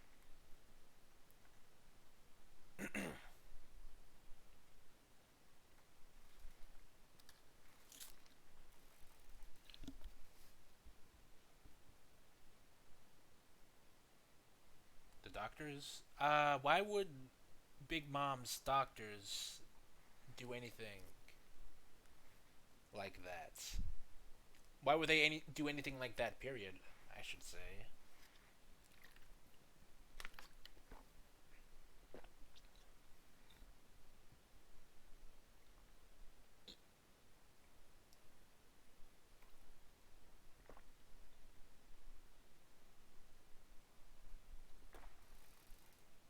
Yeah. You think you misheard him? I'll replay it. It's not acknowledged, and it seems like Oda, like Reiju, isn't as to keep her there in the medical room. The doctor who is in the room with Reiju says to keep her there overnight and to inform the Vinsmokes that she'll be held there. There's no reason given as to what the excuse for her being injured is, and a super soldier like Reiju being in the med bay should cause suspicion as soon as it's heard by the Vinsmokes, but weirdly enough, this information is never passed on to them. It's not acknowledged, and it seems like Oda forgot he said this, which is odd, but maybe not as odd as the stretch made in the believability that Pudding could completely subdue Reiju. Pudding, as we come to find, is extremely weak. She only had a candy-jacketed pistol as her weapon. It's hard to buy into the idea that a single pistol and seemingly a single shot from it can bring down Reiju to the point where Pudding can drag her into a room. Well, I see where you're coming from. Would one bullet be enough to subdue Reiju? That is a good point. Hopefully he's not saying that Reiju was injured and subdued, but rather subdued by the one shot. It is an interesting detail. I mean, with just one bullet. I guess getting shot in the leg would, shake anyone's balance, but she still had her poison, so why didn't she use... Oh, right. She can use that. That's the groom. I mean, the bride. Ah, yeah. Alright, I got it. Reiju couldn't really do anything against Pudding because she's the bride, and, if the bride dies, then the entire operation goes under. So, I guess she was willingly dragged. I'm glad I figured that out. She's only a soldier. It's hard to buy into the idea that a single pistol and seemingly a single shot from it can bring down Reiju to the point where Pudding can drag her into a room. If this was Yonji's bum ass, then maybe I'd buy it, but Reiju is hyped up as one of the... They're literally comparable in strength. Well, I can only presume they're comparable in strength because, well, the judge didn't say anything about their strength.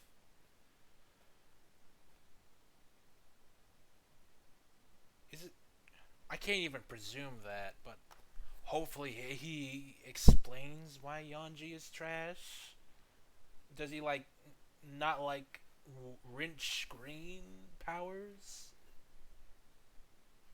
Is he that biased against Yanji that he just calls him bad because he has the lamest power? I wouldn't put that above him, but is it specifically that?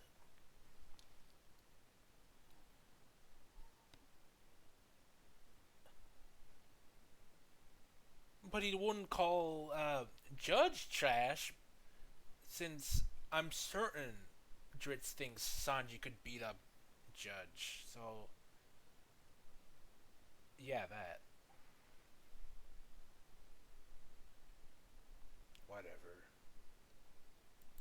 The two strongest Vinsmokes, and we mass, then maybe I'd buy it. But Reiju is hyped up as one of the two strongest Vinsmokes, and we do see. When was she hyped up like that? Oh, I'm not even gonna try to figure that out. Remember what I said about implication and how I shouldn't really bring up that point, but let's just say he got an implication that wasn't there. He had an implication that wasn't there. But I think he's about to explain it, so let's see. Then maybe I'd buy it, but Reiju is hyped up as one of the two strongest Vinsmokes, and we do see her tussle with Smoothie to the point where Smoothie comments on how dangerous she is. One bullet should not be enough to. Oh yeah, he is a moron. It's because she's literally poison. And she had to use her ability immediately, disengage from the fight, and find a way to capture Smoothie without getting poisoned. That's why she was so concerned about Reiju's abilities.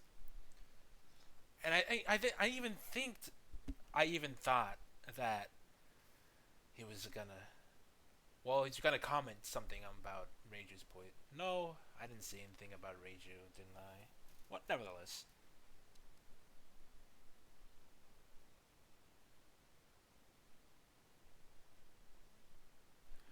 When was you think the blue and red one were implied to be the strongest? When was that? Because I am not aware of this.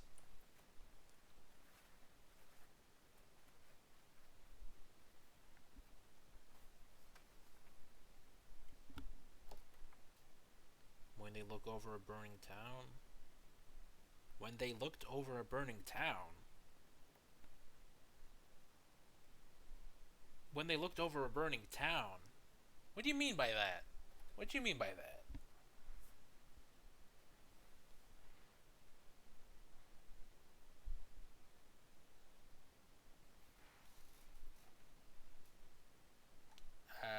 I'm pretty sure he showed it. I could rewind it.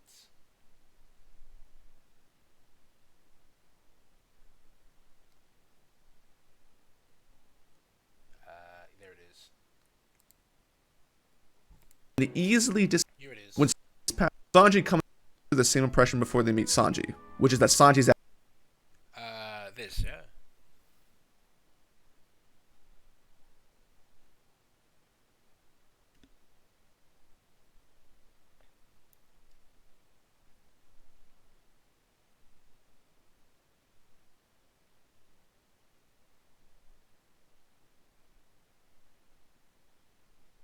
I don't see what implication.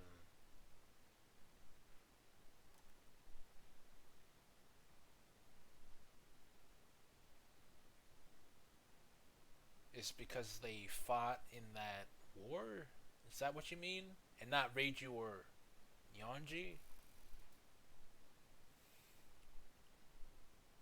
But Reiju and Yanji weren't there, nor did we see them to specifically tear down an entire town.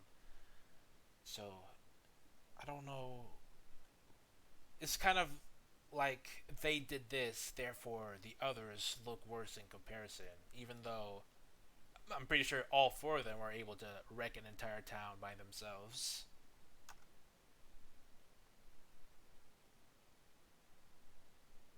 Yeah, they were coming for the job. They were the enlisted two to handle the mission. So unless judge specifically chose these two because they were able to do it the fastest and best. Sure, but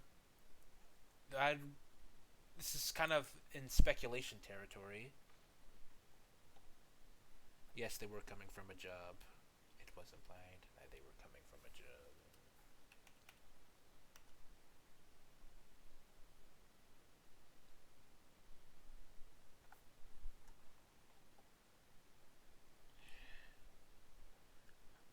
Let's not rely on speculation here, if you don't mind.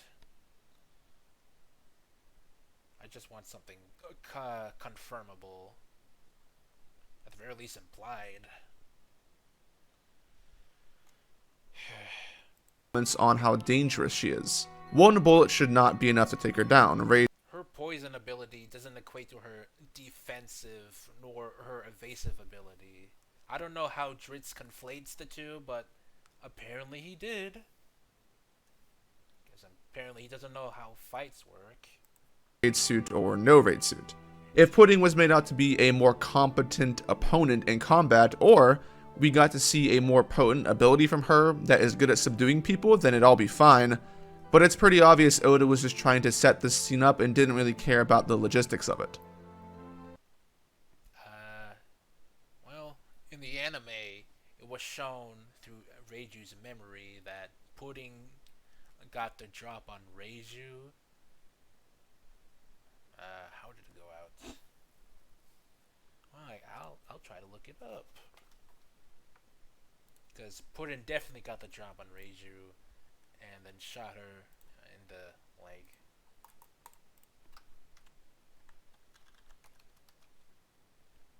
Versus Reiju.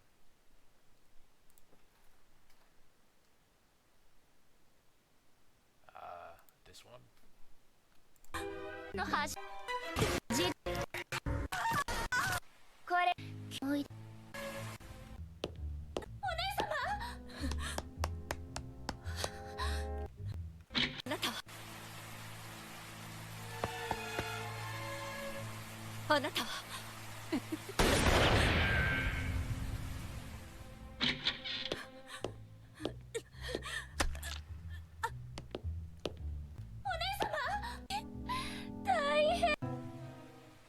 さすがよね。逃げるなんて無駄に丈夫。私の記憶。Well, I'll be damned. I thought her mind was manipulated, and I was correct. Now I know how. What was manipulated. So, yeah. She did have an alibi. Instead of, forgetting. Two birds with one stone, as they say.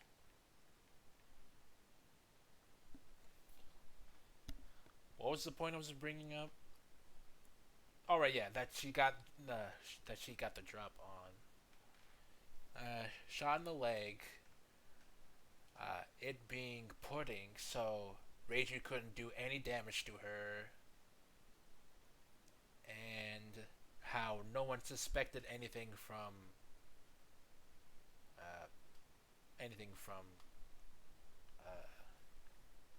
Expected anything. I don't know. Well, he didn't even bring up the memory manipulation, so whatever. Obvious Oda was just trying to set this scene up and didn't really care about the logistics of it. Reiju wakes up and Sanji's there to bring her up to speed on what happened. Apparently, Reiju was sniffing around the palace because she was suspicious of Pudding. This entire justification feels a bit weak because Oda off-screened everything that would be relevant for Reiju to make that conclusion. Sanji's first meeting with Pudding happened off-screen, which also shouldn't have happened.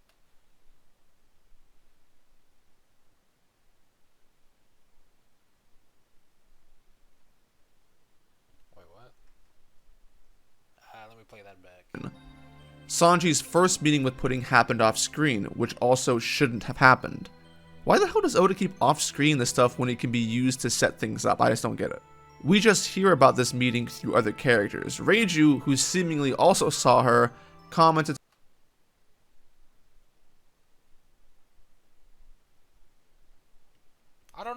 setup this could bring. I mean, uh,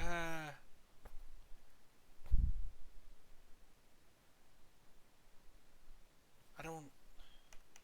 Let me play that back again. Off-screened everything that would be relevant. Reiju was sniffing around the palace because she was suspicious of Pudding. This entire justification feels a bit weak because Oda off-screened everything that would be relevant for Reiju to make that conclusion. Sanji's first meeting with Pudding happened off-screen, which also shouldn't have happened. Why the hell does Oda keep off-screen the stuff when it can be used to set things up? I just don't get it. I don't know what type of setup would happen.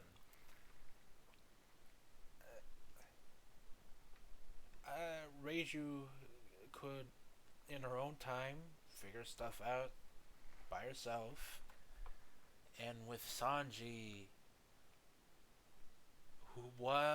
who cares? It's not like anything happened with their first meetup. Otherwise, it would have been shown, right? It may have been the first, but it's not the most important thing. Like, I don't... We just hear about this meeting through other characters. Reiju, who seemingly also saw her, commented to Sanji back in the castle that she seemed like a nice girl. I guess she didn't really believe that, but we have no way of even guessing at this because it wasn't shown to us or built up at all. That's a nice argument, Senator. Why don't you back it up with a source? My source is that I made it the fuck up. Reiju wandering around these halls snooping on Pudding is random. We don't even know what her snooping was supposed to accomplish. She's being coy for... Coy. I'm not certain if I'm using that word right, but she's intentionally not giving any information to Sanji for Sanji's sake. How did he not pick that up? This is the third time I said that in a different segment. It's not that hard, Jesus.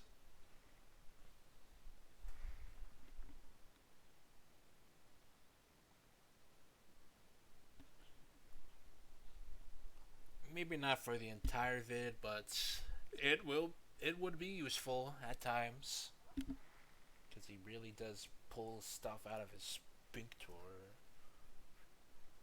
Accomplish because there's no context is random. We don't even know what her stooping was supposed to accomplish because there's no context. Was Reiju gonna confront Pudding in a dialogue? Was she just gonna stand outside of her room eavesdropping, waiting to see if she did anything evil? None of the Vinsmokes, Reiju included, even suspected there was going to be a betrayal that led to murder. So, what this was supposed to accomplish? Alright, I'll give him this. This is some high-level thinking and remembering on the story for Dritz's part. So, this throw of shade is completely warranted, and not because I think this man didn't actually read the story. Reiju wanted the Germas to fail and get executed at the wedding.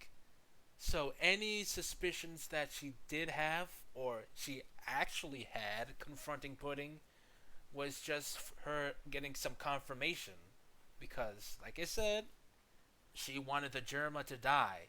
That's why she didn't do anything. How did he not know this?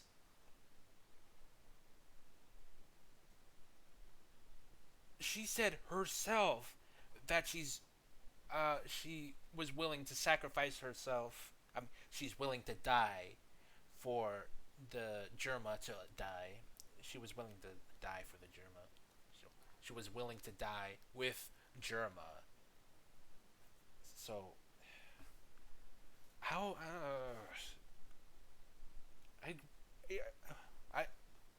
Stunlocked. Freaking Stunlocked. You got that right, Meme Spice.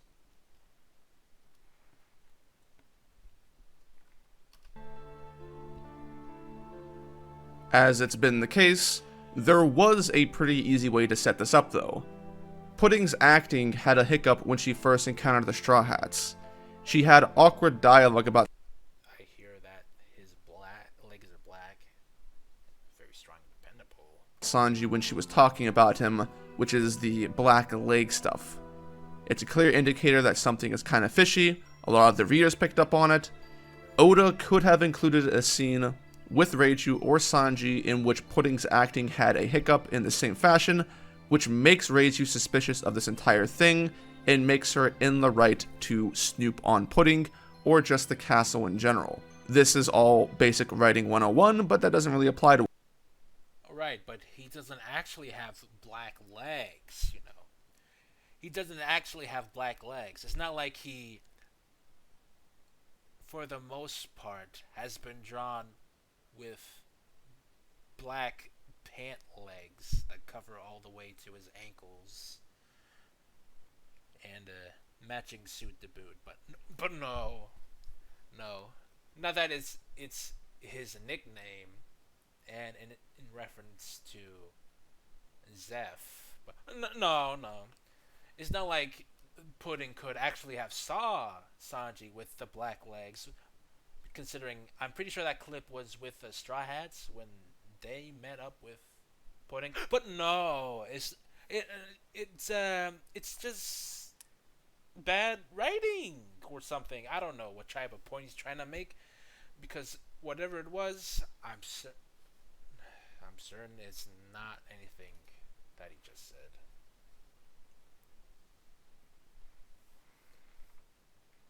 Really. Or just the castle in general. This is all basic writing 101, but that doesn't really apply to One Piece anymore. Another reason this should have been included is because it gives Reiju something to do. Man, they really gave Reiju no pants at all in like the entire One Piece in this arc. I'm just saying, if there was a higher rated manga, we'd be seeing a lot of stuff there. I'm just saying, a lot of stuff. And build off of for her role in the arc, which ends up being a non-existent when you step back and take a... Hey, you don't look at a black void where body parts should be and not point it out, dog. Like, for real. I'm doing a civil service. Pointing out character designs and pants, or lack thereof, with Reiju's case. look at her in totality. Heading back to the Sanji and Reiju conversation, Reiju tells Sanji that she thinks all of the Vinsmoke should die and that she plans to commit suicide with them. She also tells Sanji... So, can you just associate that her snooping up on Pudding and Pudding being sussy baka? Sanji to dip out and leave the island. Sanji asks, "What about the Baratie?" And Reiju just says, "Nah, it'll be fine. Worry about it later." No, you don't. And why didn't you show the? He really just went and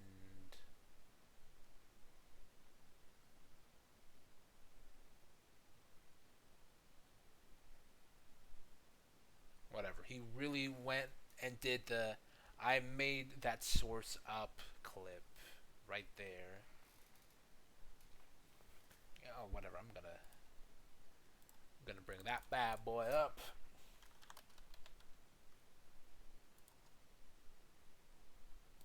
Nice argument, Senator. Why don't you back it up with a source? My source is that I made it the fuck up. Freaking. Why say it, but not show it? That's pathetic.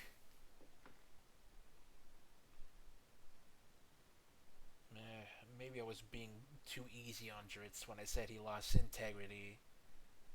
Nevertheless, that's pretty bad, Dritz. He didn't even crop out any dialogue. He just literally showed an image instead of, any page. Which is, I think it's worse, but still very bad. Reiju just says, "Nah, it'll be fine. Worry about it later. The person who just got lit up with a gat, taunted, her memory wiped, and then told that her entire family was getting duped into a murder fest, says that she doesn't think Zeph's life is in danger, and Big Mom doesn't care because she gave that as leverage over to the Vinsmokes. What? Okay. Let me hear what he has to say here, because literally said, your ass is covered, Sanji. Okay, not like that, but that's pretty much what she just said. Even if this makes sense at the moment, assuming that the murder of the rest of the Vinsmokes is satisfying enough for Big Mom to make her forget about Sanji if he were to leave, it's because of Big Mom's intelligence network that the Zeph info was found out. They gave it to the Vinsmokes to use because they were the ones handling Sanji prior to the wedding. Just because it was given to the Vinsmokes doesn't mean it couldn't be used by the people who gave it to them. And as the arc progresses, with the Straw Hats completely messing up the entire kingdom that Big Mom has, defeating her strongest people, destroying the things she cares about, like the picture of Mother Carmel, and making her look like a fool in the newspaper, why on earth would you assume that she would not want to get vengeance given how petty and evil she is? Maybe the people threatening him will die.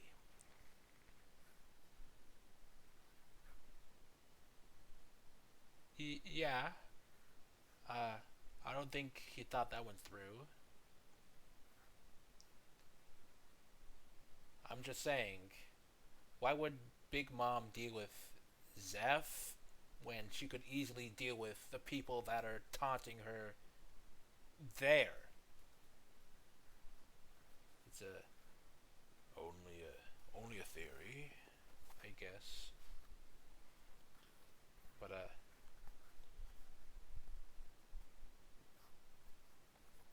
whatever.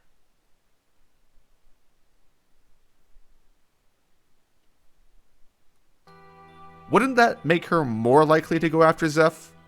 Zeph's life becomes more of a liability as the arc ends than at the beginning. The Straw Hats had no idea that Big Mom would be coming to Wano until she was already there. It was a surprise. The Straw Hats weren't intentionally trying to make her angry enough to chase them either. The entire time between the Straw Hats going to Wano gave Big Mom more than enough time to enact revenge. She also has the resources to both chase the Straw Hats and send people to the weak East Blue at the same time. It just didn't happen because Oda was never going to kill Zeph. But that's the author's doing, it's not the story logic. To add on to this, Reiju tells Sanji, I guess. But that's if Big Mom thought of it. Considering, it's kind of speculation. But from what I can see from Big Mom, she has a one-track mind and wants to deal with. No, actually, I think she wants to deal with the people who done her wrong before anything else. Because why would she needlessly kill people when she could just deal with the people that done her wrong?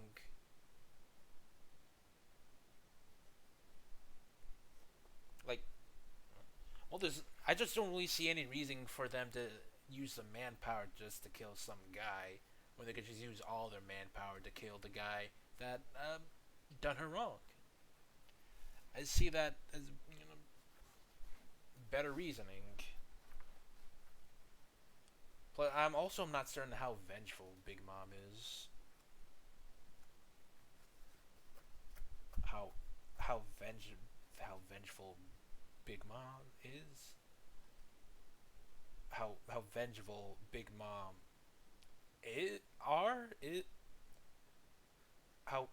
whatever the proper way to say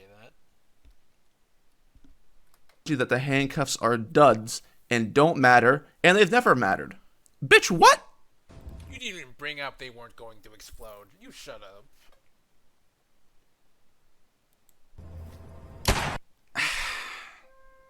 Okay.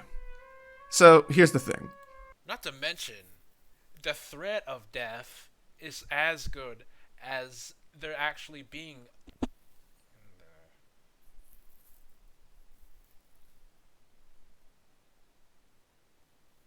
Yeah, how can handcuffs be duds? They're not bombs or anything.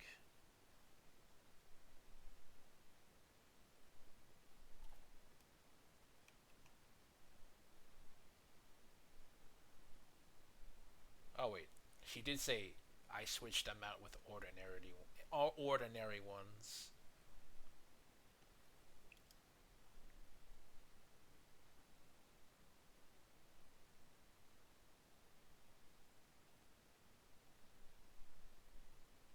Yeah, Dritz, you're not smart. It even says here, so what other reason is keeping you here? So even if Sanji knew they were not bombs, he had other motives of staying on the island.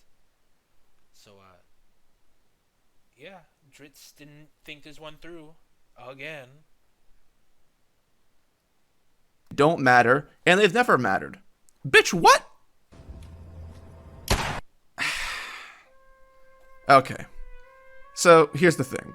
Look past all of the logical arguments you want to make, based on how much you think it makes sense in the story for these things to have or have not happened. There is one very obvious and important reason why this is bad, which makes any other argument irrelevant. Oda, in one foul swoop, completely removes all of the stakes and... You do know that's the creator of Zelda, right? No, he doesn't. That's why he showed it again. That's not Oda. He did it again. How? He had editors. How does he not know this? He had like 3 other people working on this.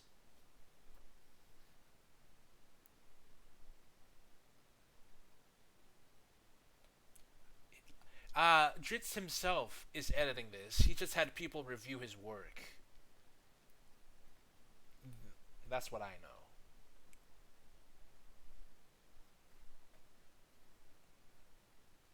Freaking. This is a new level of incompetent. No, not new. Just, I should say, a surprising but unexpected level of incompetence.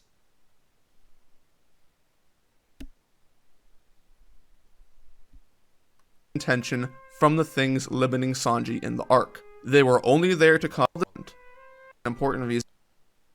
Did anyone bring it up in the comments? Oh, like he reads the comments. Dog, come on. Also, not likely. Considering how long these videos are, it's very unlikely that someone would care enough to point out something that small. Yeah, he looked at the comments. Who can say how much influence they actually had on the man? Reason why this is bad, which makes any other argument irrelevant. Oda, in one foul swoop, completely removes all of the stakes and tension from the things limiting Sanji in the arc. They were only there to cause momentary drama that doesn't lead to anything. This is called fake tension. The implication that something matters to the stakes of the story when it really doesn't. Whole Cake Island, as we'll call Fake. Oh wait. So if this is fake tension, what happened to earlier when you said the tension was not yet?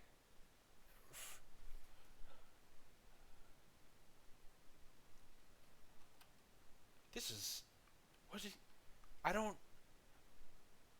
not he not only did Sanji say he had other reasons for staying on the island, even if the bombs were fake. What type of you already excused one failed attempt at tension. How is this the exception or the rule? Like, come on, Dritz.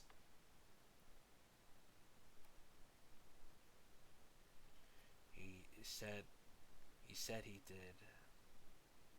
Oh, yeah, he said he did. Read the comments. And it ain't fake yet. It's not fake tension. Zeph would still die if Germa still lives.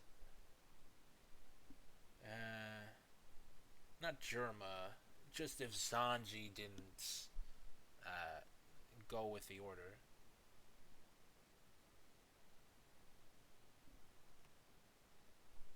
Zeph would still die if Germa still lives, so because they would die, everything would be fine. Yeah, I'm pretty sure I brought up that if the Germa die, then there would be no issue with Zeph. Okay. So here's the thing. Look past all of the logic. Also, although I'm thinking he's saying about fake tension with the handcuffs. I'm pretty sure that's what he's talking about.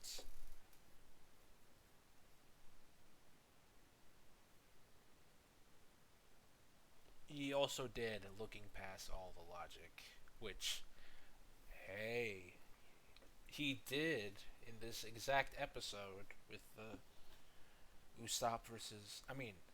Sanji versus Luffy part. You need to get, you need to get to this stupid fucking mindset. Yeah, you need to get out of this stupid fucking mindset. Not to mention how flippant you are. You excuse the Sanji versus Luffy part because it successfully, in quotes, gave off the tension and drama. But this is fake tension? What you just said before was fake tension, but you said it successfully did what it did? So, how can you be excusing one thing and not the other? Logical arguments you want to make, based on how much you think it makes sense in the story for these things to have or have not happened. There is one very obvious and important reason why this is bad, which makes any other argument irrelevant. Oda, in one foul swoop, completely removes all of the stakes and tension from the things limiting Sanji in the arc. They were only there to cause momentary drama that doesn't lead to anything. This is called fake tension. The implication that something matters to the stakes of the story when it really doesn't. Whole Cake Island, as we'll come to find, it still matters. It just didn't matter to it mattered that everyone thinks Sanji was limited. It just didn't matter to Reiju because she knew they were fake. Everyone else was duped. That's what happened.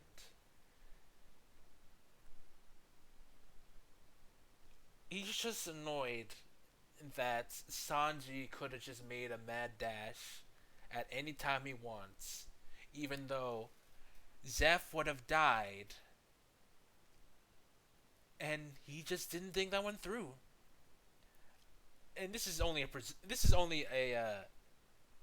me presuming because, like I said, Sanji in that exact panel where Reiju said the cuffs were not explosives, that Sanji had another motive for staying on the island. So, I'm presuming on something that something that Dritz may or may not have known from a part of the manga that he most likely didn't read, which sounds pretty dumb, but the point I'm making here is that Dritz did not read the story. Why did he show tea? matters to the stakes of the story when it really doesn't. Whole Cake Island, as we'll come to find out, is littered from head to toe in fake tension. Now, don't get it twisted. Fake tension is used in a lot of stories, not just One Piece. You'll find it in some of the best as well. It can be a good storytelling device to set up real tension. As I always say, it's the execution of this element that is vital. How can fake tension be bad if fake tension can lead up to good tension? Makes it, good? You think that's what he's trying to say? Whatever. This guy's dumb. Idol. But it's not used well here, because now the entire subplot concerning Sanji's physical well-being was a complete waste of time. Zeff is a cool guy, and the dynamic between Zeff and Sanji is really good, so the implied danger to Zeff, one of the good things related to Sanji's character, means that handling it is a bit different than other things. You can't just throw it aside and make the payoff and time spent torturing Sanji irrelevant and not expect it to be satisfying for the story. If there is no reward for the audience, then it makes everything feel cheap. And on top of that, this scene makes everything Reiju has been doing make even less sense than how it already didn't make sense. Why didn't Reiju tell Sanji from the beginning that the handcuffs were fake? Why did she wait? She had no reason to not tell him since there was nothing preventing her from doing so, and we know her real desire was for him to leave all along. Judge never told her to not say anything because Judge didn't know. So, right here, he said that Reiju said to Sanji that if the Germa die, then the responsibilities of taking out Zeff lie on them, and if they die, the operation can no longer be proceeded. Then Dritz says, well, Big Mom found out where Zeff was, so if anything happens, she could send her militia to take care of Zeff. But then he's now saying, why couldn't Sanji just leave, even though the threat of Zeff being decapitated still exists, even if the Germa die? He did not think this one through.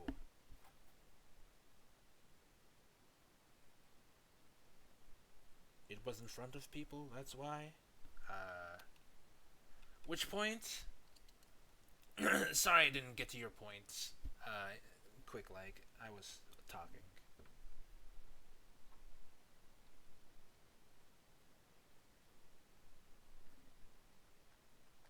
It was in front of people. That is why. Tell him the cuffs were duds. Really? Wasn't there like any time that Reiju was with Sanji could tell him that the cuffs were duds?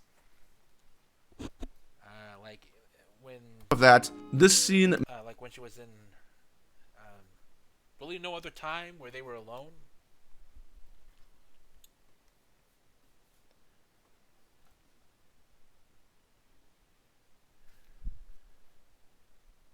Besides, the cuffs were supposed to be an extra precaution.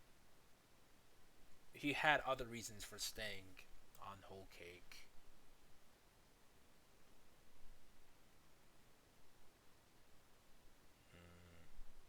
When Reiju was fixing up Sanji with the face, the Electro face mask, weren't they alone then?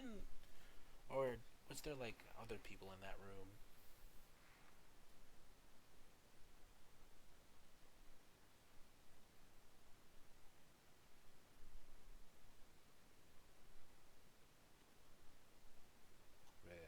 Well, let me just look that up. Unlike him.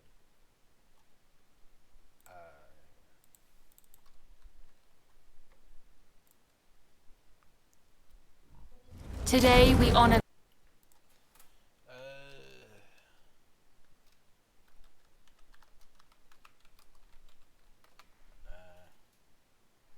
Yeah, it's been a while.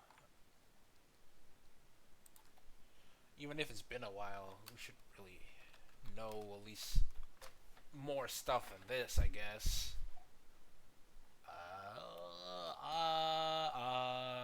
Maybe I should go with.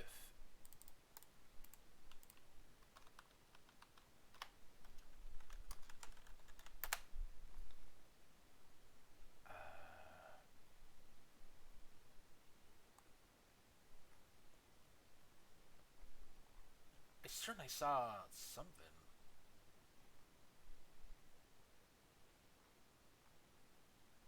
Sheesh. Pretty important detail to bring up. I guess.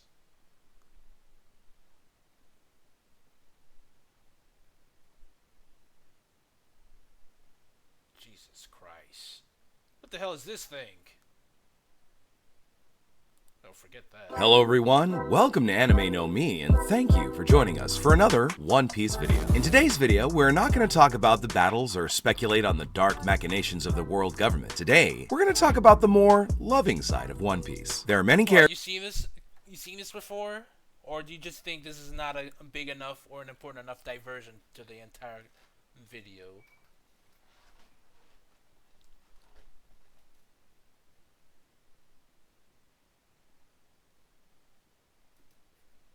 Well, I want to this piqued my curiosity, and I want to gander at this because this is what we do with this channel.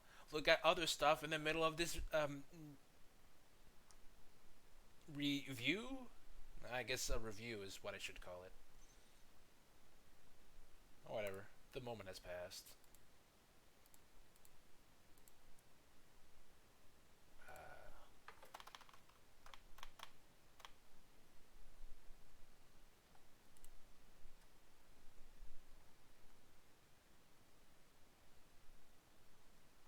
I didn't see it. Whatever. Hello everyone. I'll leave that in the background. Makes everything Reiju has been doing make even less sense than how it already didn't make sense. Why didn't Reiju tell Sanji from the beginning that the handcuffs were fake? Why did she wait? She had no reason to not tell him since there was nothing preventing her from doing so, and we know her real desire was for him to leave all along. Judge never told her to not say anything because Judge didn't know. So why not tell him? What do you have to lose? Why does not telling Sanji not matter to the story? See how contrived this is starting to look? This was a lazy writing sequence that only hurts and belittles everything that came before it. What did this affect really? He was not gonna go anywhere. There was literally an extra precaution. Also, Reiju's ears look very off here. Judge himself said this was an extra precaution when he put on the cuffs. So, there was literally no reason for these cuffs to be any sort of issue. I don't know if Dritz read the manga, but he was definitely reading Two Piece. We're not even halfway through Sanji's involvement in this arc, and things are already pretty fucked up for some reason. Because you don't know how to read the goddamn Sanji manga. leaves Reiju's room shortly after their conversation, and he's basically chilling in a hall. At this point in time, he's supposed to be in his room like the rest of the Vinsmokes are, but the only reason that the guards aren't alerted is because Bobbin's little brother, for some reason, is sleeping in Sanji's bed, and they think that it's Sanji so that they don't go out and search for him. Okay. Because Sanji duped, what's his name, Nasu? I'm gonna look that up. He duped Nasu into sleeping in the bed since, I guess he was just a dopey little fool.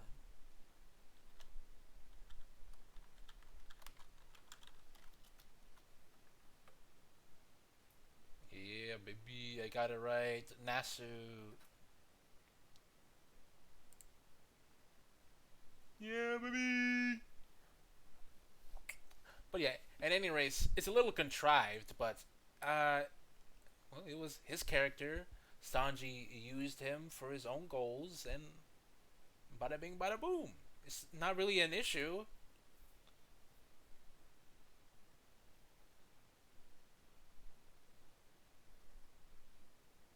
Dumb people exist, Mean Spice? They sure do. Why do you think? We know who Triggered exists. He's a prime example. Throwing shade. Like, I should maybe do that less often. Oh well. So they don't go out and search for him. Okay. While Sanji is off by himself, he comes to realize Big Mom's intentions. like he should have a long time ago. But now that he knows them, he can make a decision. After coming to realize Big Mom's intentions, Sanji is trying to accept his death and go along with it? Because he thinks it'll be the best thing to not incur the wrath of Big Mom? What? Not incurring Big Mom's wrath is a completely irrelevant point at this stage. I know most people are going to try and say that Sanji's emotionally compromised mental justifies everything that he does, but there's gotta be a limit to how far you're able to push this before it reaches unjustifiable heights. There have been several instances. So, Reiju and Germa dying so that the hit squad that Big Mom made dies off with Germa, but you say that since Big Mom found out where Zeph was, she herself would let a hit squad onto Zeph, but now you're saying if Germa if Sanji die with the Germa, it's a bad thing? But you had such an issue with Zeph dying, and Sanji is literally trying to save both Zeph and the Straw Hats.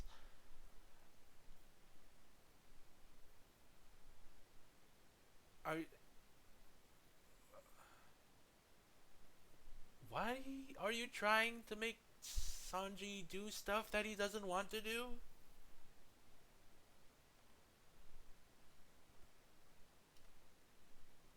Compromised mental justifies everything that he does.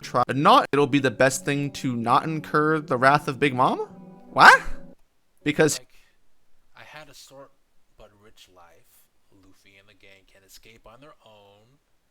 The evil army of the Vine Smokes will die, including me, all according to Big Mom's plan. This is the best way to avoid her wrath. Yet again, though not a contradiction, this helps with my points, as in Germa dying along with him is the best option to keep everyone safe. And yet he has a problem with Sanji sacrificing himself, specifically here.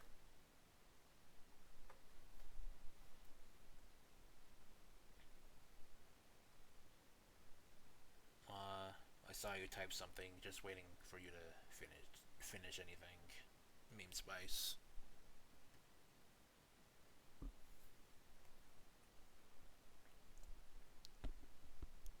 Well, I guess you got nothing. he thinks it'll be the best thing to not incur the wrath of Big Mom? What? Not incurring Big Mom's wrath is a completely irrelevant point at this stage. I know most people are going to try and say that Sanji's emotionally compromised mental justifies everything that he does, but there's gotta be a limit to how far the relevant point at this stage. I know most people are going to try and say that Sanji's emotionally compromised mental.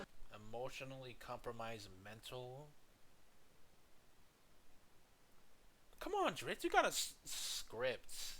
That's kind of a mistake. As in, that's a... Oh, you need to go. Just give me 1 moment. Let me just finish through this dialogue. Justifies everything that he does, but there's gotta be a limit to how far you're able to push this before it reaches unjustifiable heights. There have been several instances already where Sanji should have been convinced otherwise. We have the enraged army, we have the Straw Hats running around the castle, we have some of them being captured. Maybe if Big Mom's word meant anything, then it wouldn't be so bad. But everything Big Mom said to Sanji was thrown out the window as soon as he heard that the Straw Hats were captured, and thrown out the window twice after hearing that all of this was her setup to murder his family. Oda is going way too far in making Sanji look unreasonably stupid rather than creating empathy. What empathy? He's literally killing himself for other people.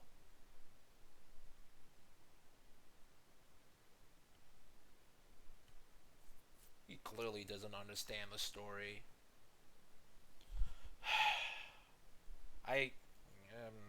can leave now. I guess we should really... How long do we have? Can you wait for a minute? Meme Spice?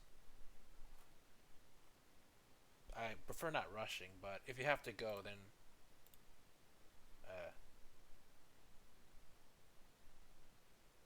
well, I'll just keep on going. Yeah, see you later. So, Bobbin strolls by and starts eating the meat from the bento that Sanji made, and seemingly, out of everything that's happened, this knocks some common sense into Sanji, who retaliates against Bobbin with force, This is not common sense. This is him being emotional. Maybe overly emotional. But this is for his crewmates. So, this is him being emotional, not logical. What the fuck? Whatever. This guy just doesn't get these characters. He makes so many mistakes. So many easy mistakes. No, so many hard mistakes. Because you must be reading Two Piece if you don't get these characters. slamming him into the wall. Point of note here. I have no idea why Bobbin is utilized like he is in this arc. After Sanji runs away, Bobbin, who is one of the first Big Mom pirates introduced in the story, makes a speech saying that he'll take care of Sanji, and then he says that even demons from hell make an appearance at Big Mom's tea party, whatever the hell that means. He's talking about the under... You know what? Of course he doesn't know. Because that would have been not obvious. It's not obvious. It's very specific that he wasn't talking about the underworld people.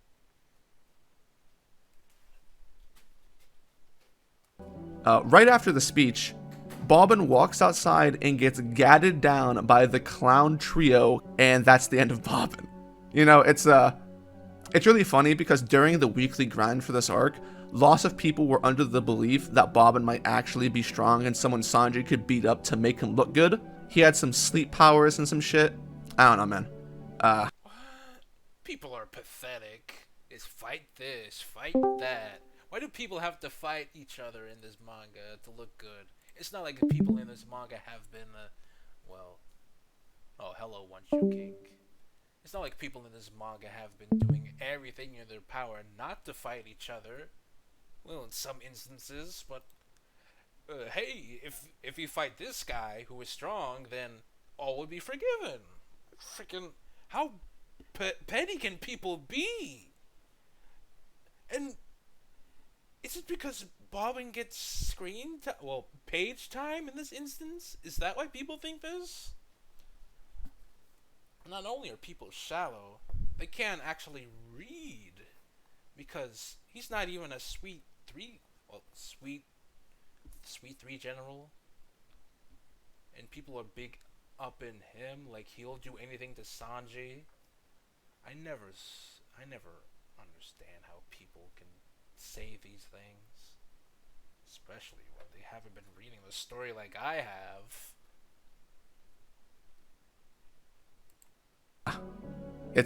Yeah. After running away from Bobbin, Sanji goes out to the field even after knowing from the last info he received that they were captured when the enraged army walked past him.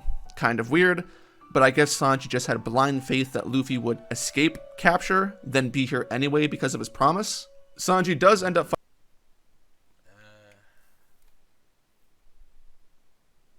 Yes, it's blind faith. It really is blind faith, Dritz. He does... the crew does this a lot. So, this is not out of character, which apparently he thinks it is.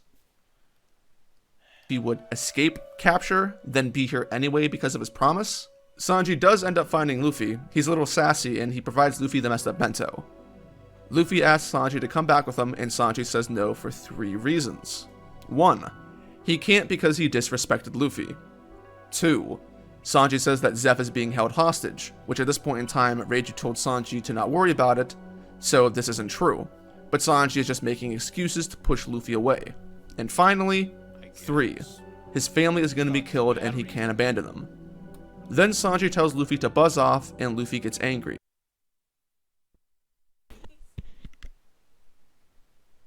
Okay. Killed and he can't abandon them. Then Sanji tells Luffy to buzz off, and Luffy gets angry. Then Luffy... So this isn't true, but Sanji is just making excuses to push Luffy away. 1. He can't because he disrespected Luffy. 2. Sanji says that Zeff is being held hostage, which at this point in time, Reiju told Sanji to not worry about it, so this isn't true, but Sanji is just making excuses to push Luffy away. And finally, 3. His family is going to be killed and he can't abandon them. Then Sanji tells Luffy to buzz off, and Luffy gets angry. Then Luffy awkwardly punches Sanji. It's a pretty weird punch. I think it would have been better if it was like a real punch, but whatever. Luffy yells at Sanji to tell him the truth, which Sanji replies back with, "I want to go back to the Sunny." I want to take some time to analyze this section. This scene has a lot of good intentions, but I think it's missing elements in several places, which makes the message it's trying to deliver fall flat. At the end of Sanji's flashback, Reiju gives, quite literally, a redo of Saul's dialogue to Robin, about how the sea is vast and someday Sanji will find friends who treat him right. Did not need to show that. Copies the dialogue that Luffy has for Robin. End of Sanji's, which Whatever. I can get he can't end up finding Luffy.